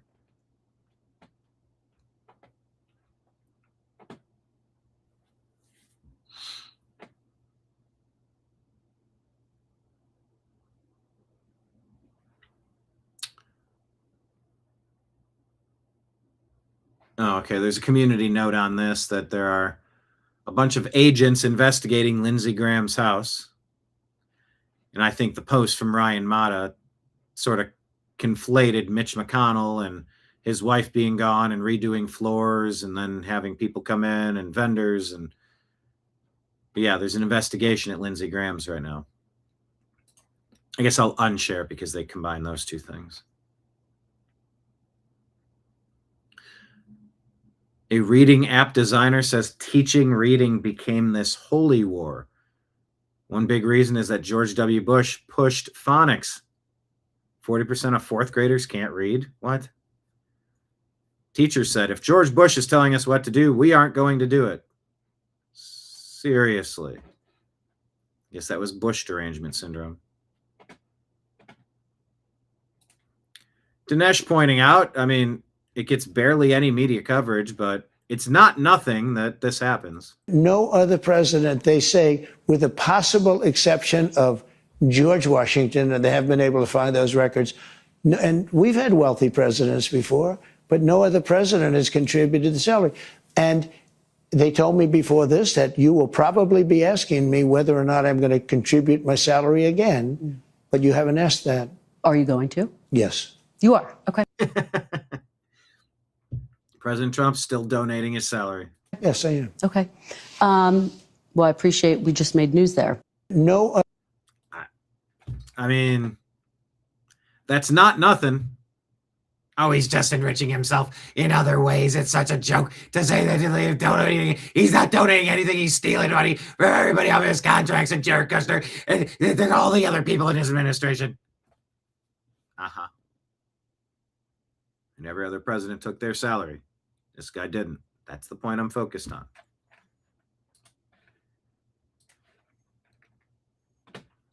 Meghan McCain asks, how is this not a character from Parks and Rec? Nathan Brand says, move over David Goggins. I have Haley Stevens in my headphones. She's running for political office on the I am going to be working on our behalf. I am going to be telling the stories on our behalf. And you better believe I'm going to be doing it with a little bit of joy, a little bit of enthusiasm, a little bit of energy, and a little bit of stick it to them. Because that's the Michigan way.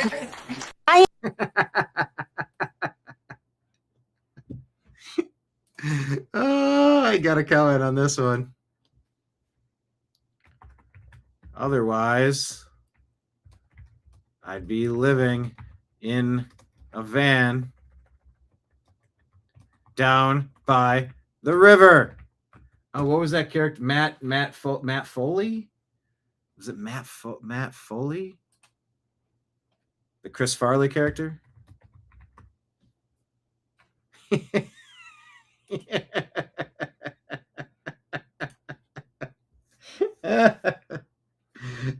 She's giving off those vibes. Behalf. And you better believe I'm fat guy in a little jacket.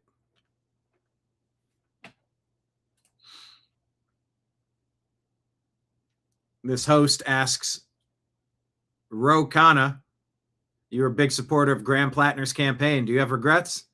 I should have seen more of the signs that were there of his toxic treatment to women. Ro Khanna sucks. Stop praising that guy. He's a dork. Hey, speaking of dorks, let's talk about Gavin Newsom, Anna Kasparian from the Young Turks. And look at this morose-faced MFer right here. Look at this lady on the CNN panel. Oh, she's sour. Isn't that special? No, Dina, that's church lady. Church lady. I know, Rob, you don't hear stick it to him. It really is like Matt Foley in that little jacket, the motivational speaker from the 50s. That's when you might stick it to him. Yeah, Dina, that could be your representative up there in Michigan, if you're not careful.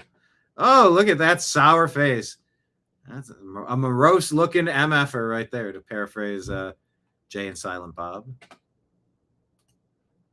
Anna Kasparian from the Young Turks telling the truth about Gavin Newsom. I don't know about all that, but I will concede that Gavin Newsom's leadership in California has been a complete and utter disaster. As a complete and utter disaster. Look at this sour face lady. Californian, I 100% have. By the way, Anna's doing, she once fat shamed Alex Jones in the video that Blake took when the New American Media was at the 2016 RNC. When Alex Jones and Roger Stone were on stage with Anna Kasparian and Cenk and with Jimmy Dore, and Jimmy Dore spit in Alex's face. That was on stage there. Anna was fat shaming. Get off the stage, you fat fork. Only she didn't say fork. Not supposed to fat shame, but there she is culturally appropriating by dyeing her hair blonde. It doesn't go unnoticed by me, but we continue. Experienced, he's out to lunch, right? Like he changes his ideology depending on what he thinks is fresh and what's hip at any given moment. 76% of Californians voted in favor of something known as Prop 36, which is to roll back some of the soft on crime policies. That requires funding. He has been pushing back against adequately funding the efforts to essentially roll back those policies to ensure that you're people you're for his more pro-crime strategy. You're for the more pro-crime fighting strategy. Just to be clear. Absolutely. Okay. Yes, Good. yes. Okay. So that's important. So you think it's important to have the investments in fighting crime. Okay. Because 100%. Yes. Because a big challenge amongst some of the left has been not supporting that in the past. So you're saying he's not. They're wrong. He's not doing enough to fight I think crime. the left wanted prison reform. The left wanted better police training. The left wanted real reforms. What a lousy resting annoyance face.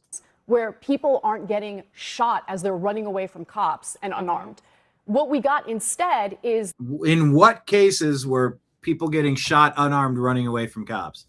Almost every, dare I say, linchpin story, pardon the pun. The hallmark cases of police abuse. Hands up, don't shoot. I can't believe you executed that guy. That never happened. That was never a legitimate story. That never happened. So yeah, we needed all these reforms based on things that weren't happening.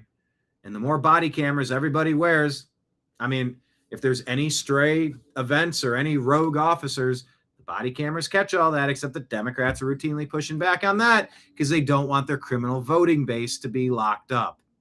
The premature closure of 4 prisons. Gavin Newsom is preparing to shut down the 5th state prison. As a result, the county prison. I can't look at this lady's angry face on screen. It is terrible. Are full to the brim of inmates, basically. And then what they do is they end up releasing people early because they don't have room for them. So Gavin Newsom, and that's just one of the issues I have with Gavin Newsom. Another issue is $24 billion in California taxpayer money gone. It was supposed to help the homeless. It didn't help the homeless. It got funneled to all these nonprofits. And the nonprofits and NGOs just think money laundering, fraud, treason. If you hear nonprofit, if you hear NGO, think fraud, theft, misappropriation of funds, graft, grift, treason. No, there's nothing federal about the Federal Reserve. Nonprofit doesn't mean nonprofit. Non-governmental organization doesn't mean non-governmental organization when you're getting such a huge chunk of your operating budget and beyond to money launder to your pals, to make sure you can organize in the streets to, no kings and Antifa and whatever we're doing today, or let's order some pink hats because hashtag believe all Democrats unless they're accused of something with Republican and don't believe Republicans or something. And they just sort of trail off. Yeah, you hear NGO and nonprofit, think profits, money laundering, kickbacks, treason. Not in every case, but start with that assumption that it's fraudulent in some way, and then work your way backward. That's my advice. That squandered that money.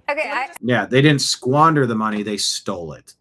It wasn't accident. It wasn't like water.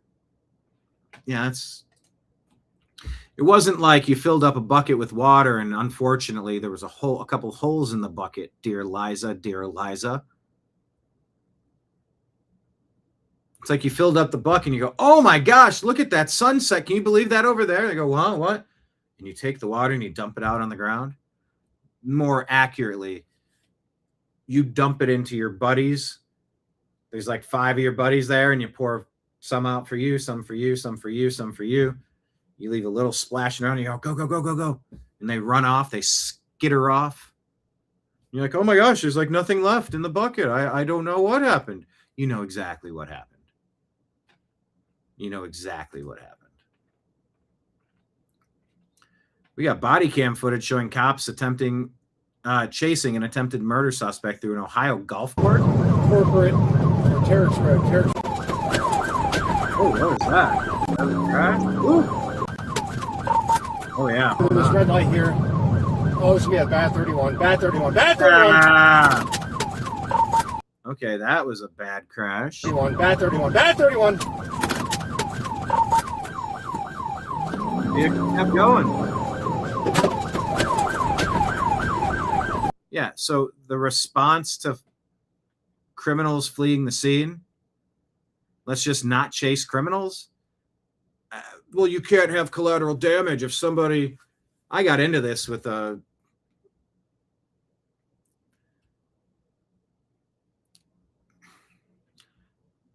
somebody tried to blame ICE for, I believe it was Atlanta, because a criminal illegal alien invader drove recklessly and hit somebody with their car. I'm trying to remember if it was a teacher, maybe the teacher expired. They didn't make it.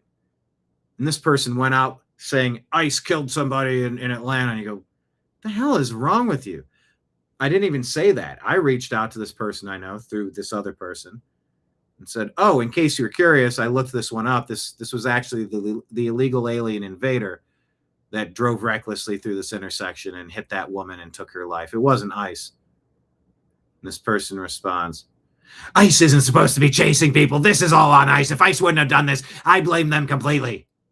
Like, you can blame whoever you want completely, but you're completely wrong about it. Your facts are incorrect. You're willingly and intentionally lying about the story. Thank you very much. Oh, so he gets out of the car and just runs to the golf course. Stay away with my cruiser for now. We need to go south on Young Road. Then you got the cops driving across the golf course. I am sure the owners of this golf course are not thrilled about that. Oh, look, at least they're keeping to the cart path. There he goes. Through the golf course. Paralleling Carl Road. This is a dead end. It's gonna. He goes, this is a dead end. How do you know that you play this course? Oh yeah, we're on hole 13. It's a dog leg to the right. What? Dead end. Either goes east. I wonder if they make these cart paths to be vehicle width. Alright, we're traveling southbound. Oh, they're tearing up this course. Through the golf course. I'll tell you what, if I was out for a round of golf and this was happening, yeah, talk about an adrenaline fix. Goodness. Coming up the Progress Park Drive. We are on the golf course. Agency mail. Yeah, I mean, these people are just watching it. Wait, do they put their hands up? It is a silver van. It is a black I think they're all filming. male. We are continuing southbound through Fox 10 Golf Course. Man, how far did this guy make it? We're going to be going a little bit eastbound on this golf course place, Merwood Place. Jeez. Through the grass, approximately Oh, he drove. Wait, he drove through it? I thought he got out of the car. 241. Through the grass. Found. Westbound.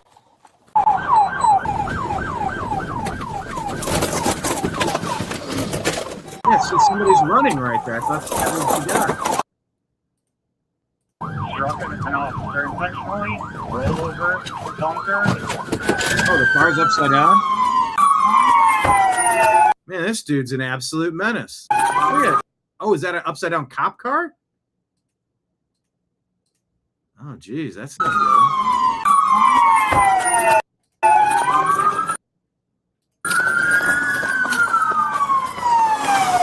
Jeez. That dude almost got hit by the other cop car. Oh, my God. Hey, get a gun. Somebody go lethal. Somebody go lethal. You better get on the ground, bro. You better get on the ground. Get down. Roll over onto your fucking stomach. Got him. Good job, guys. Pants falling off. Rolled up jeans to the knees. Don't move. Somebody cuff him. I got him. I ain't even going. Got his hand. I got his hand. Right here. Put cuffs on the right. Wow. Whew. Yeah, you want to defund the cops, or you just want murderers to be driving across your golf courses? Yeah, I'm good. Steve Ferguson says, I started posting before the dust settled on the stolen 2020 presidential election. Who gave the order to stop counting votes in the swing states on the night of November 3rd and 4th, 2020? Do you think President Trump finally has the proof of this monstrous crime? We shall see. President Trump doing an interview with Newsmax. This was an odd way to phrase this, don't you think? And Lindsey Graham once called for Putin to be, taken out. You have any suspicions or worries? Do you think we know the whole story about his death? Well, I think we do. We've had great doctors, and they talked about, a certain part of his body literally blew up, and that's a condition I believe his father had also. His father died very, very young. A part of his body literally blew up. This is not what you want to hear the President of the United States saying when a congressman is meeting with Zelensky during a war in Ukraine that a part of his body literally blew up. Right? Well, I think we do. We've had great doctors, and they talked about, a certain part of his body literally blew up, and that's a condition I believe his father had also. His father died very, very young from heart complications, and that's what Lindsey had. And it's something that's, number one, is very tough to see.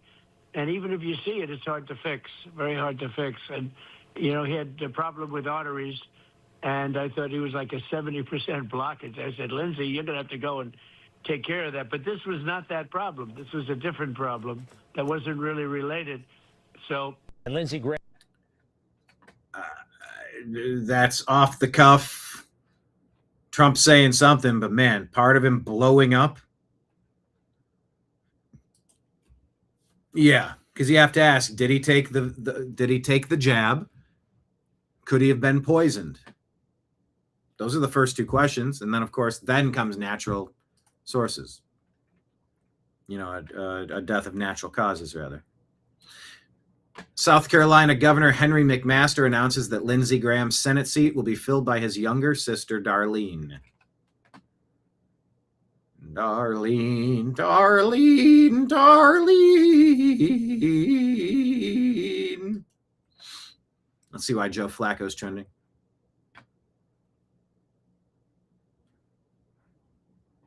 Oh, Quarterback Season 3 on Netflix? Baker Mayfield, Cam Ward, Jaden Daniels, and Joe Flacco? What? Oh my God, I'm going to watch this. Are you serious? I'm the biggest Baker Mayfield fan around. He was supposed to win a Super Bowl with the Browns.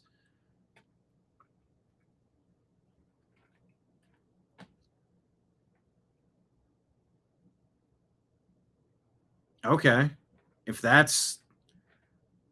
let me actually ask Grok. I've watched the first 2 seasons of Quarterback. It's a great behind-the-scenes look. I love football. Who is on season 3 of Netflix Quarterback? Was it those 4? Jaden Daniels, Baker Mayfield, Cam Ward, Joe Flacco. Yeah. Oh, man, I'm going to watch this. I'm going to watch the heck out of this. Okay. Ella Langley's massive hit, Choosing Texas. Another one, Weren't for the Wind. Oh, okay, I've heard this one with Riley Green. Oh, I'm sorry. You Look Like You Love Me. I've heard that. And Be Her. I'll have to go check those out. I heard comedian. What's that dude's name? From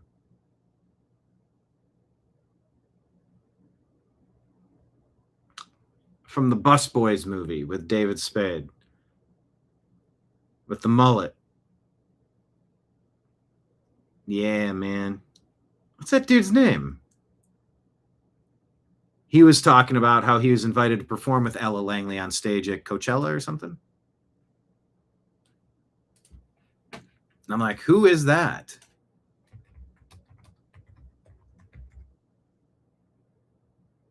What's that damn comic's name? Theo Von. Jeez, yeah, Theo Von. I need to watch some of his special. I'm not super familiar with him. All right, Senators Mike Lee and Rick Scott demanding that the Senate GOP call off recess so the Save America Act can be passed before the midterms. Yeah, Senator Mike Lee from Utah seems to be the only one working in the Senate. Examine what... Make him the leader of the Senate. Actually, that's my comment. Recall Thune immediately and make Mike Lee the leader of the Senate already.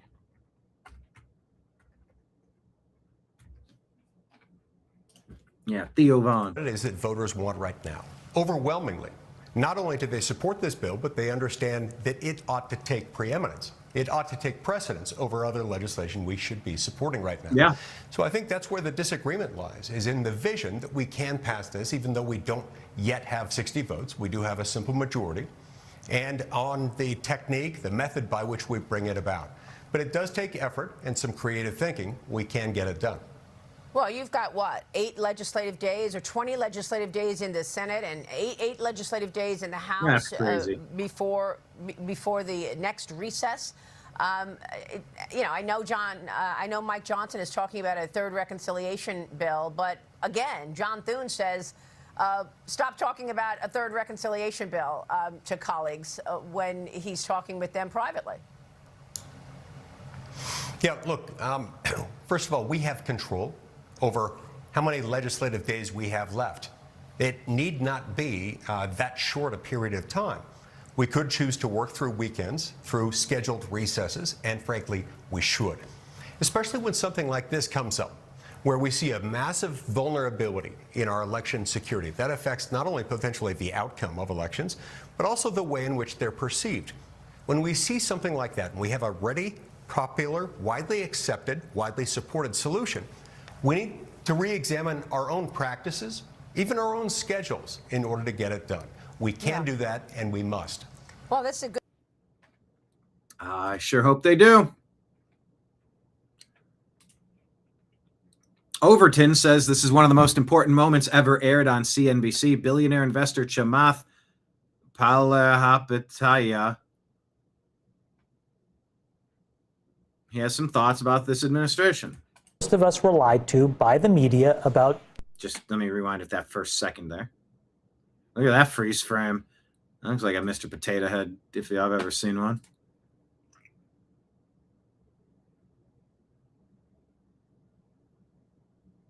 Don't do a side-by-side on this one. Hold on.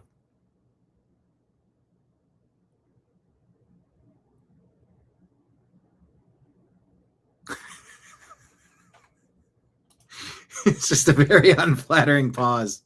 There we go. The reality is that most of us were lied to by the media about President Trump. And if you just go back to the source material, you should take away two things. One, he didn't say half the things he said. And two, we know that. Why did these other people just fabricate what they wanted to say so that they could essentially assassinate his character? I think that that second thing is completely unacceptable in America, and there's still been no repercussions, really. I took the time to learn about it. I admitted where, the way that I met him was I admitted on the pod, which, has millions of viewers, and I said, I got it totally wrong. Because I went and I watched Charlottesville, and the first person to call me? Who was it? President Trump. And I got to know him, and I put the phone down, I called my wife, and I said, we got it totally, totally wrong. We were lied to. And then I got to know him, and he is fantastic. The reality is that most of us were lied to by the media about President Trump. And if you just... Yeah, right. Well, that's good, because that's obvious. Brandon Gill wrote, put an article out. Everything the left wants to do to America suddenly makes sense when you realize they have zero respect, love, or appreciation for this country. And it explains everything. Every American needs to read it. Here's a Florida Democrat congressional candidate, Elijah Manley. What would he do if he took power in Florida? This is why you vote for no Democrats anywhere ever. Before, healthcare. We have a healthcare crisis as well. I will, and I'm not going to be afraid to say it.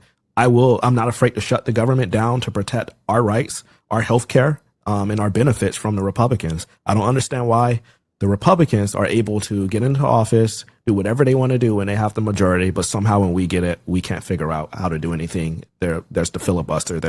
We don't have the votes. We have the votes. We just need to, ram our stuff through like they do. Before. We just need to ram our stuff through. No, the Democrats always ram their stuff through. Republicans bicker amongst themselves and get nothing done. Yeah, Democrats ram their stuff through.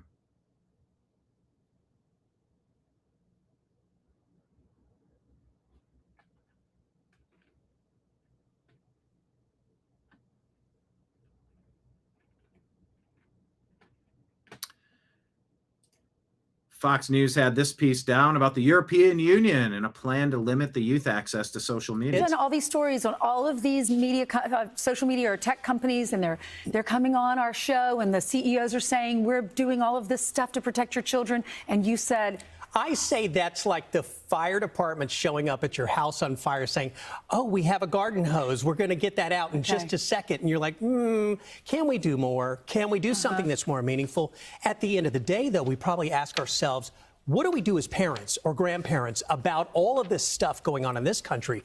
It is up to parents to really police what's going on with their kids, to really ask themselves, am I taking the right steps? You and I talked about also, I have been looking and studying what Apple has come out with soon. I think it's coming out maybe in about a month, the new version with a lot of safety tools for parents that are really, when I looked at this, I thought, wow, this is kind of profound how easy it's going to be for parents to have the kind of tools to go, okay, I know what my kid's up to, and they're not going to game me on this either. Yeah. The New American Media says constricting the internet is about silencing curiosity and destroying freedom of expression. Don't drink up the propaganda. Resist restricted internet. Today is Billy the Kid Day. On this date, July 14, 1881, outlaw Billy the Kid was shot and killed by Sheriff Pat Garrett in Fort Sumner, New Mexico. The notorious gunfighter, whose real name was Henry McCarty, had been on the run after escaping jail. Garrett tracked him down to a friend's home and shot him in a darkened room when the kid entered. As he stepped into the room, Billy reportedly asked, "¿Quién es? Who is it?" in Spanish, his last words. Garrett, recognizing the voice, fired 2 shots into the dark, K-ing the kid. He's only 21 years old. Billy the Kid remains one of the most famous figures of the American Old West. known for his involvement in the Lincoln County Wars and his reputation as a quick-draw gunslinger. Gunther Eagleman shared this. Trump drops a truth bomb on fake news again. ABC's shaky anchor David Muir and their fake news crew tried to spin the reflecting pool drama into peeling paint and algae. Wrong. It was straight up vandalism, slashed with knives or box cutters like the low-life thugs they are. Trump exposed the whole slanted cover-up. Good news, D.C. is getting fixed and better than ever. 60 monuments and fountains have been cleaned up. Crime is at record lows, and Washington has never looked better or been safer. Thank you to President DJT for calling out the media liars and delivering results. Trump says, ABC fake news and its shaky anchor, David Muir, said that the reflecting pool was drained to address peeling paint. There is no paint. It was slashed with a knife or box cutter, even high-grade colored waterproofing liner, very beautiful liner. It was vandalism and algae blooms also caused by vandals, but removed long ago. In other words, the story was fake news, but heavily slanted away from the real cause of the problem, vandalism. It'll be fixed soon and better than ever. 60 monuments, fully clean. Yeah. Peeling paint. No, it was slashed by a vandal.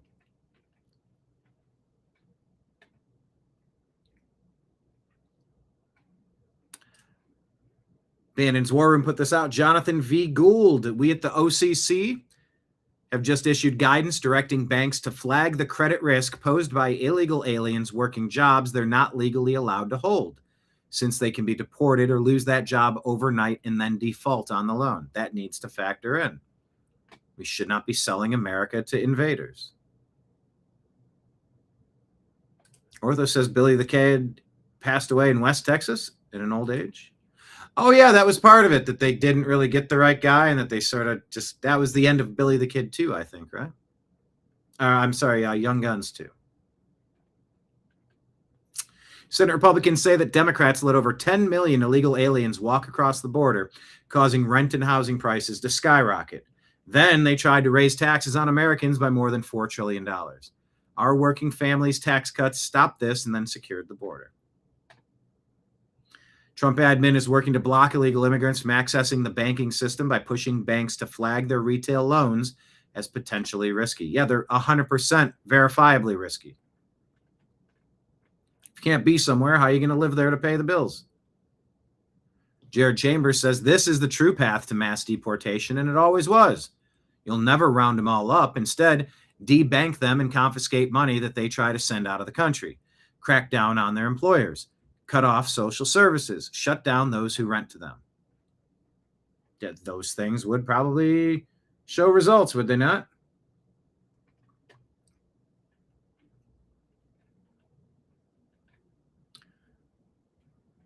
Steve Ferguson asks, how the F were 30% of Haitians living in the U.S. on the temporary protected status program able to get mortgages that American citizens wouldn't qualify for? I'll end on this speech by Robert Welsh, 2 minutes, explaining how insiders plan to destroy America. Sassafras says, here's Democrats with their socialist ideas. 1, they'll see a wolf attacking a sheep. 2, other sheep see that the sheep was killed by teeth. Then they say, teeth are dangerous. All the sheep agree to remove their teeth and turn them in. The wolf still has teeth. Don't vote Democrat. They don't get reality. You need to have teeth as sharp as the wolf. Nick Shirley and Dr. Oz confront a supposed manager of social adult daycare in Flushing, Queens, New York City. When we asked to see who his boss was or how to confront the fraud in social adult daycares, he wouldn't give us an answer. The war on fraud continues. Hugh Hewitt has an interesting theory. Admit it, if President Trump moderated one or more of the 2028 GOP presidential debates, the ratings would be double or triple or more than the previous primary debates. If you want the GOP candidates to get exposure, agreed. President Trump said we drained the reflecting pool today in order to fix the scars and damage done by vandals 2 weeks ago. We wanted to wait until after the July 4th weekend. The slashes were 300 yards long and the floor of the pool was cut and then pulled upward with great force by these thugs. The Parks Department had to empty the water in order to fix the watertight basin. It will be refilled and put back into service soon. These country-hating sleaze bags should pay a big price for the damage done. Make America great again.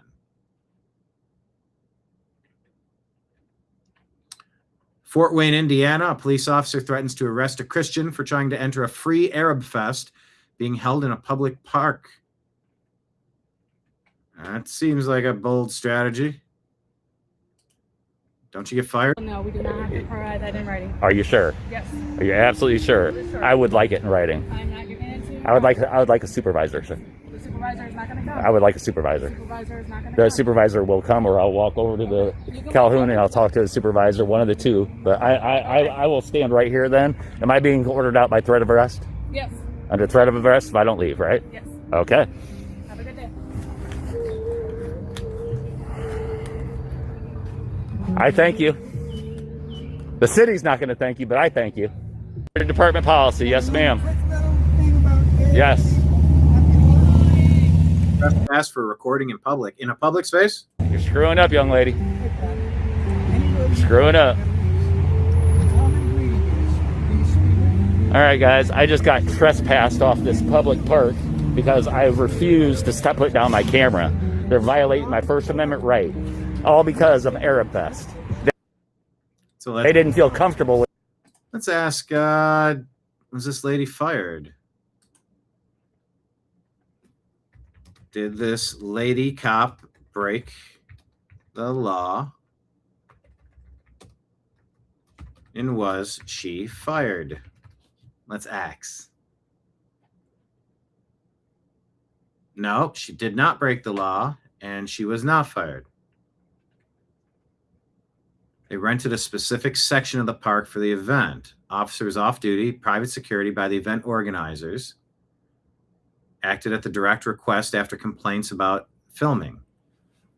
Organizers told him he had to leave the rented event area. He refused, leading to the warning about trespassing and potential arrest. You can just claim parts of the park now? When an authorized organizer with control over rented space directs someone to leave and they refuse, it can become trespass.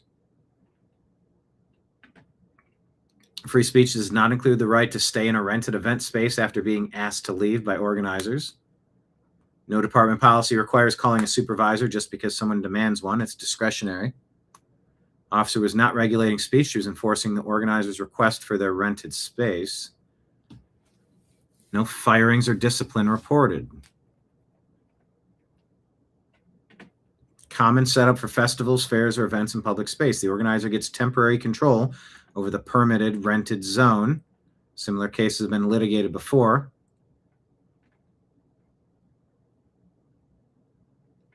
Okay.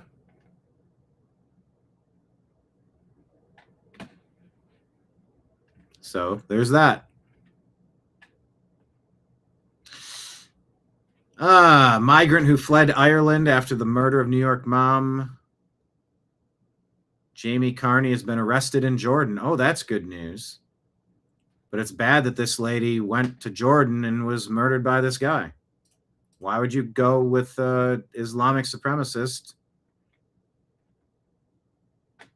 New York mom beaten to D in Ireland by a Muslim migrant. Still no word from Governor Hochul. Jordan arrested him after the brutal killing of the American woman in a popular tourist town. Person of interest.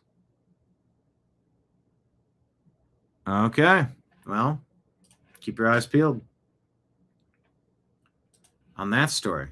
But now there's Alex Sunny, the 26-year-old American woman who's moving to Afghanistan. She says she met a man on Snapchat, spent 12 days with him in Pakistan, married him. And after the U.S. visa was denied for him, she blamed President Trump and what she called his racist immigration policies, planning to move to Afghanistan on August 3rd. In light of the Jamie Carney murder, This story is even more disturbing. It reflects how some liberal American women seem to have little understanding of the realities that exist outside of the United States or of what life under the Taliban rule and Islamic law can mean for women. Yet some willingly choose to leave their freedoms that they have here while insisting America is the greater evil, chanting Free Palestine and condemning Trump.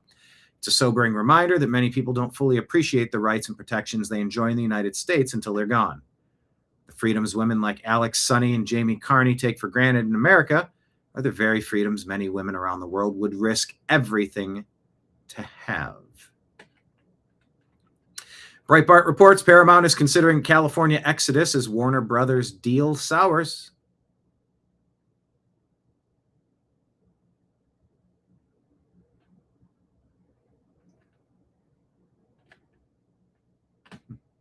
This van down by working on our behalf. I am going to be telling the stories on our behalf. And you better believe I'm going to be doing it with a little bit of doing it in it. Believe I'm going to be doing it with doing it with a little bit of joy, a little belief. I'm going to be doing it with a little bit of joy, a little bit of enthusiasm, a little bit of energy, and a little bit of stick it to them. That's so cringe. Because that's the Michigan way. I am going to. Goodness.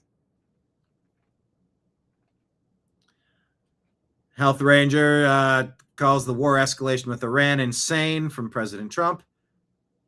Says American people are effed in more ways than they can possibly imagine. Global implications on energy, microchip fabrication, fertilizer, agriculture, supply chains, ground transportation, air transport, and spare parts are so dire as to be obscene. Almost no one in the West understands this. They think diesel fuel comes from magical fairies and that grocery store shelves are restocked in the early morning hours by Santa's elves. Those who fail to understand how the world works are about to be decimated by the world's infrastructure failing to work, as we all once knew, he claims. Wise people are preparing with the assumption that a decade of war and despair is coming. Frivolous, silly people are cheering the delusional president, whose actions are making that scenario increasingly likely by the day. If you're cheering for more war, don't complain when the ramifications of that war leave you with food scarcity, fuel rationing, no spare parts, and a collapsing economy. That might be harsh. That might be on point. What say you? Do you agree or disagree with Health Ranger there?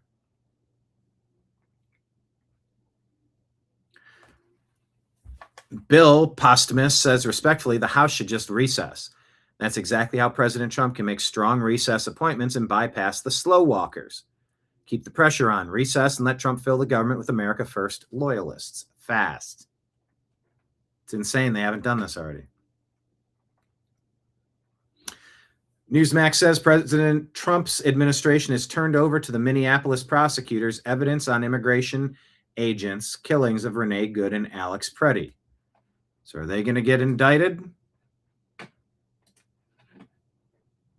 We will see.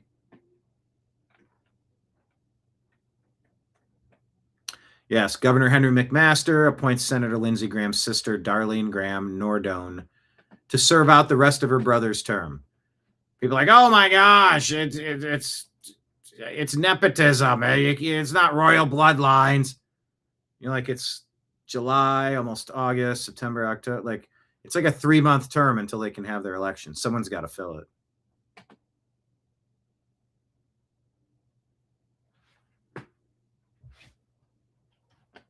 Kevin Dalton says Gavin Newsom's incompetence has brought misery and death to our communities. How many people must die for Newsom to finally exercise oversight, accountability, and full reform? Can do their part. You can apply for federal grants, but the state's unprecedented billions and billions of dollars support. I'm not interested in providing that support and not seeing the results. I'm a taxpayer, not just the governor. It's not complicated. We'll send that money to counties that are producing results. Yeah. Mm-hmm. Yeah. John Roberts on Fox asked, why would Senator Chuck Schumer not put out a statement about Lindsey Graham's passing? Odd given his position. The gift that keeps on giving. Democrat Senate candidate James Tallarico. Instead of border security, America should spend their money on this. We could take the Big Bend region to the next level, and I think that's what we all want. We want it to be more prosperous. We want it to be safer. We want it to attract more tourism. And I think we could do that if we were spending these tax dollars wisely, not wasting them on a useless wall. Wasting them on a useless wall. He calls the border to the country a useless wall. He's a useless sack of meat. A useless wall. There's a wall right behind you, pal. What a goober. Don't vote Democrat anyway.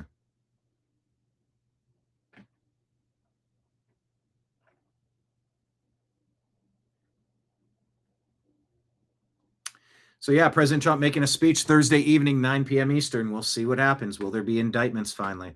The dominoes got to get clacking. Yeah, this isn't a one-party problem. Establishment rhinos, Democrats, media. We will see. This is kind of funny from Michael Smirkanish on Bill Maher. And I just read Kamala Harris's new book, 107 No, Days. you didn't. I did? No, you did. No, you didn't. I'd like to... I'll say a lot of lies on this show, but I won't take that. I will not accept that. I thought you might ask me about it. That's why I had to read it. But the point is, it's like, as you probably know, it's like a diary of what happened. But I was looking for, okay, and what's the plan for the future? There wasn't any, and she's just indicative of the party at large. And by the way, that's one of the reasons she lost. Well, she's rewriting history in the book, too. She's now against men and women's sports. Like, come on. Like, they tried to dismantle Title IX against women when she was vice president. Right. I mean, that's just one of many examples. She could have had 701 days and would have still lost that race. But you're right. The data says it's costs of living, it's inflation, it's immigration, illegal immigration, all those things. Everything else is at the bottom. And by the way, law and order crime. 107 days, way too many for anybody, but including her. Right. But the more they got to know her, the less they liked her. I've said this many times on this show. Other countries don't do this. They don't have years to run. They call an election, and they have an election in a month. Yeah, and nor the influence of money. We should do that. Right? That's going to be hard to get rid of. They've tried. But no, it's like you don't need 100 days. You need 107 days. You tell people your plan. This is what I am for. This is my thing. You're selling something. You're selling a vacuum cleaner. If I'm selling a vacuum cleaner, I'll tell you why I think it's best. Am I going to tell you every goddamn day for 2 years? Did I tell you about the attachment that gets under the... Yeah, you did. You told me 1,000 times. All right. Thank you very much. It does get old. The very long election cycles. President Trump said they're going to be doing something for midterm conventions. Good idea. If you're only getting 10% of the vote out in New York City, people don't care. Have some midterm conventions. Get some excitement. Get people activated. Low turnout is not going to be helpful for the Republicans. Thomas Massey was pretty clear, taking a shot at geriatric senators who belong in nursing homes. Would he run for that open position if Mitch McConnell's seat opens up through resignation?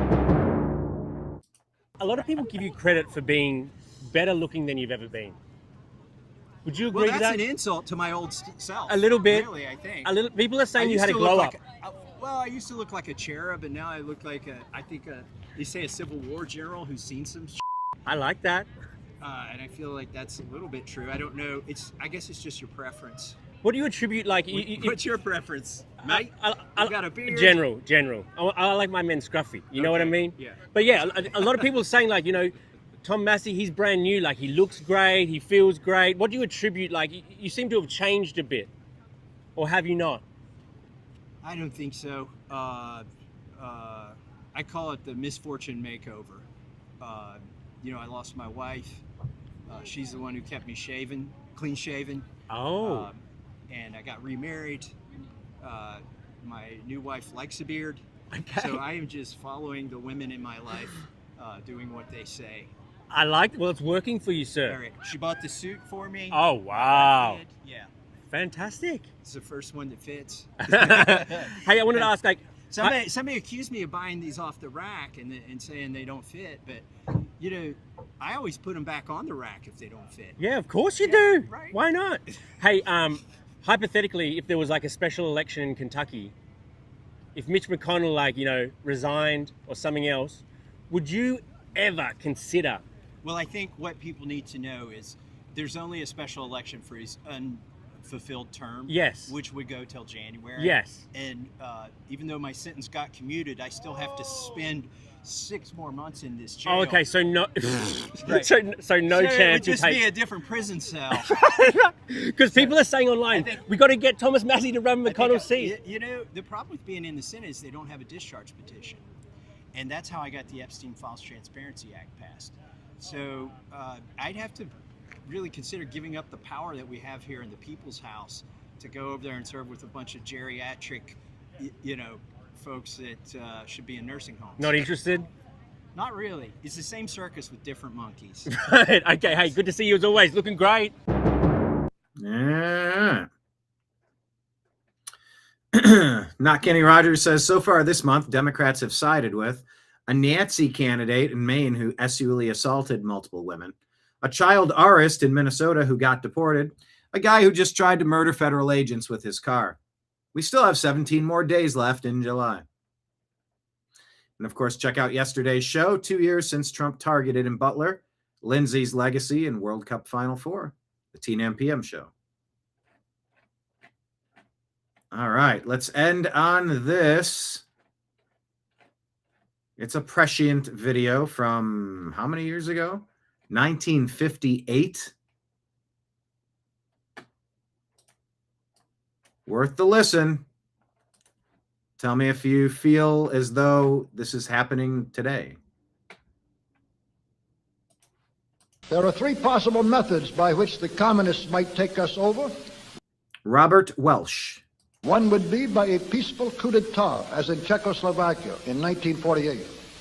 The second method would be by fomenting civil war in this country and aiding the communist side with military might. But aiding the communist side? Well, did Barack Hussein Obama aid and abet the communists all over the place? there is a third method, which they are clearly relying on most heavily. And this is taking us over by a process so gradual and insidious that communist rule is slipped over so far on the American people before they ever realize it is happening. Gradual, slow and steady wins the race. A little nudge here and there. Move the Overton window 1 yard each day, and before you know it, you're at the goal line. It just takes a little bit. 1 step each day, you get a little closer. The process in that direction is going on right now, gradually but surely, and with ever-increasing spread and speed. A part of that plan, of course, is to induce the gradual surrender of American sovereignty, piece by piece and step by step, to various international organizations, of which the United Nations is the outstanding but far from the only example. Yep. All these global institutions reject them. I mean, it's nice to have open dialogue, but you can't be a part of anything that's going to claim to have any teeth that would supersede any of the American abilities to govern this nation. You could have World Health Organization, United Nations, Trilateral Commission. You could have all the George Soros stuff, the Open Society. You could have Klaus Schwab, the IMF. Like, these global organizations are almost always bad for America because they're all looking lustily at what we have, saying, how can we take that? How can we steal that? How can we get that? Give me that. No thanks. But another part is the conversion of the United States into a socialist nation, quite similar to Russia itself in its economy and political outlook, before police state enforcement is ever introduced. The best way to explain the aim here is simply to quote the directive under which some of the very largest American foundations have been secretly but visibly working for years. Police state stuff. I mean, talking about all those flock cameras. I don't want to live in a surveillance grid. This directive is so to change the economic and political structure of the United States that it can be comfortably merged with Soviet Russia. Now, here are the communist aims for the United States. 1, greatly expanded government spending. Is there greatly expanded government spending? $37 trillion worth. For every conceivable means of getting rid of ever larger sums of American money as wastefully as possible. 2, higher and then much higher taxes. Our taxes much higher than, what was it, just the top 1% had to pay taxes in 1913. This will never have to deal with all of us. Oh, wait, yes, it does. Because if you give them an inch, they'll take a mile. If you give a mouse a cookie, he'll ask you for some milk. 3, an increasingly unbalanced budget. Is our budget balanced? Has it been since Newt Gingrich and Bill Clinton? Despite the higher taxes. 4, wild inflation of our currency. Haven't we lost roughly 96 to 99% of our purchase power since 1913?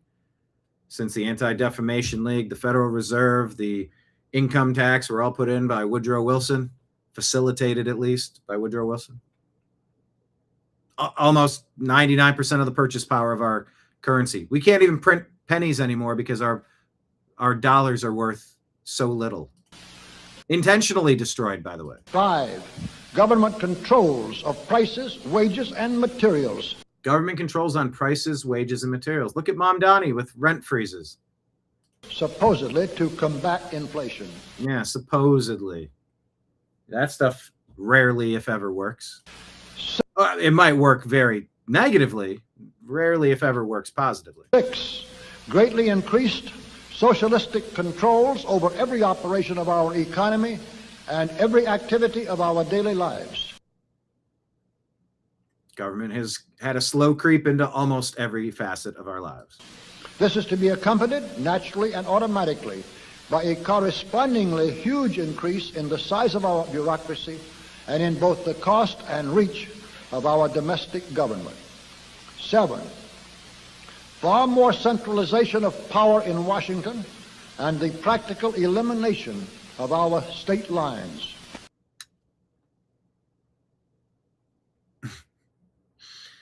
Yeah, a top-down approach. I mean, geez, we have that in the medical industry too. Just to set one standard code of treatment for COVID and not allowing the doctors to even have autonomy. Nope, an edict came down from this federal organization and everybody must practice medicine the same exact way. That's not how things are supposed to operate. And that mentality claimed a lot of lives. There is a many-faceted drive at work to have our state lines eventually mean no more within the nation than our county lines do now within the states. 8, the steady advance of federal aid to and control over our educational system. Ah, yes. The lying legacy media, the Democrat politicians, and the teachers' unions. Indoctrinating the children from an early age. Oh, yeah. Immense damage caused. Leading to complete federalization of our public education. 9, a constant hammering into the American consciousness of the horror of modern warfare. Modern warfare. It's a horror. No warfare. Peace, peace, peace. Yeah. By the people doing the attacking, they don't want you to hit back. Notice how the Democrats don't want any of the attackers to have to face an armed citizenry. They want to defund and de-escalate and pull back so cops can't do their job. You can't chase convicted murderers. You can't go after illegal alien invaders who are fleeing. No, just they get to do whatever they want. You can't stop them. No, that criminal taking your stuff, you don't get to shoot him in self-defense. They get to do whatever they want. You're not allowed to protect your way of life. Democrats are always pushing the wrong horse. They're always backing the wrong philosophy. The beauties and the absolute necessity of peace. Peace always on communist terms, of course. Yeah, I love that. Peace always is what the Democrats, the globalists say. Peace, peace, peace. As long as it's on the communist terms, then we'll have peace. Just it has to be on our terms, and you can't defend yourselves. We're going to keep taking what we want, and you can't stop us. And 10, the consequent willingness of the American people to allow the steps of appeasement by our government, which amount to a piecemeal surrender of the rest of the free world and of the United States itself. In summary, gentlemen, we are losing, rapidly losing, a Cold War in which our freedom, our country, and our very existence are at stake. Man, people loved mocking McCarthy and the Red Scare. Man, they were able to shut that down. What if we would have stopped the commies back in the 50s like we should have? And while we don't seem to know we are losing this war, you can be sure the communists do. There is just one thing, only one thing in the whole world which the communists fear today. It is that despite their tremendous influence in our government and over all of our means of mass communication, the American people will wake up too soon to what has really been happening and what is now happening right under their very noses. The only thing which can possibly stop the communists is for the American people to learn the truth in time. There are three. There you go. Robert Welsh, American businessman, political activist who co-founded the John Birch Society. I've heard of that. In 1958, a leading anti-communist voice, became one of the most controversial political figures of his era. Not super familiar with him. I know some people give the John Birch Society a bad name or don't have favorable views. Can't claim to be an expert, but he's talking about the influence of communism trying to destroy this country. Really destroy humanity, destroy the world. They ruin everything they touch. It's a good piece. And my question is, well, I'll tell you that question if it pops up on a subsequent show. So, thank you all for being here on the TNAM Daily Show. My shift is over. I've already clocked out. I'm sliding you your tab for today's lunch here at the bar while we hung out and talked about the news. Your tab is $0 and free cents. You owe nothing, but there's a tip line at the bottom if you are so interested in tossing a couple of ducats into our tip jar. I work for tips. I bark like a seal for toss me a couple fishes, please. Rumble, YouTube, and Patreon, you can become a subscriber to the New American Media. Just go to the page, click the button. If you're not synced up with the credit card, you just enter the information once, click the button once, you become a monthly subscriber for as little as $5 a month. Just a tiny little amount starts to add up if a lot of people are doing it. Thank you to everybody who has signed up for that. Thank you to everybody who will do that today or in the future. Also, you can drop a singular Rumble rant tip or super chat tip. Thank you to John for dropping that wonderful Rumble rant tip earlier today in Rumble. You can also do Venmo and Cash App. That's my name, Brian Engelman, BrianEngelman. And you can drop a PayPal, fuzzinstallment@yahoo.com. All of these are scrolling at the bottom of the screen. Arnold, I have to check and see if the business line is available to make outgoing calls at the moment, but I will take a look at that because he's trying to send something Western Union, and I've never done such a thing. So my curiosity is piqued to see if we're able to make that happen. Thank you for the consideration. See if we can make that happen. And Ortho says, yes, remember, never leave your cave without your club. Always good advice.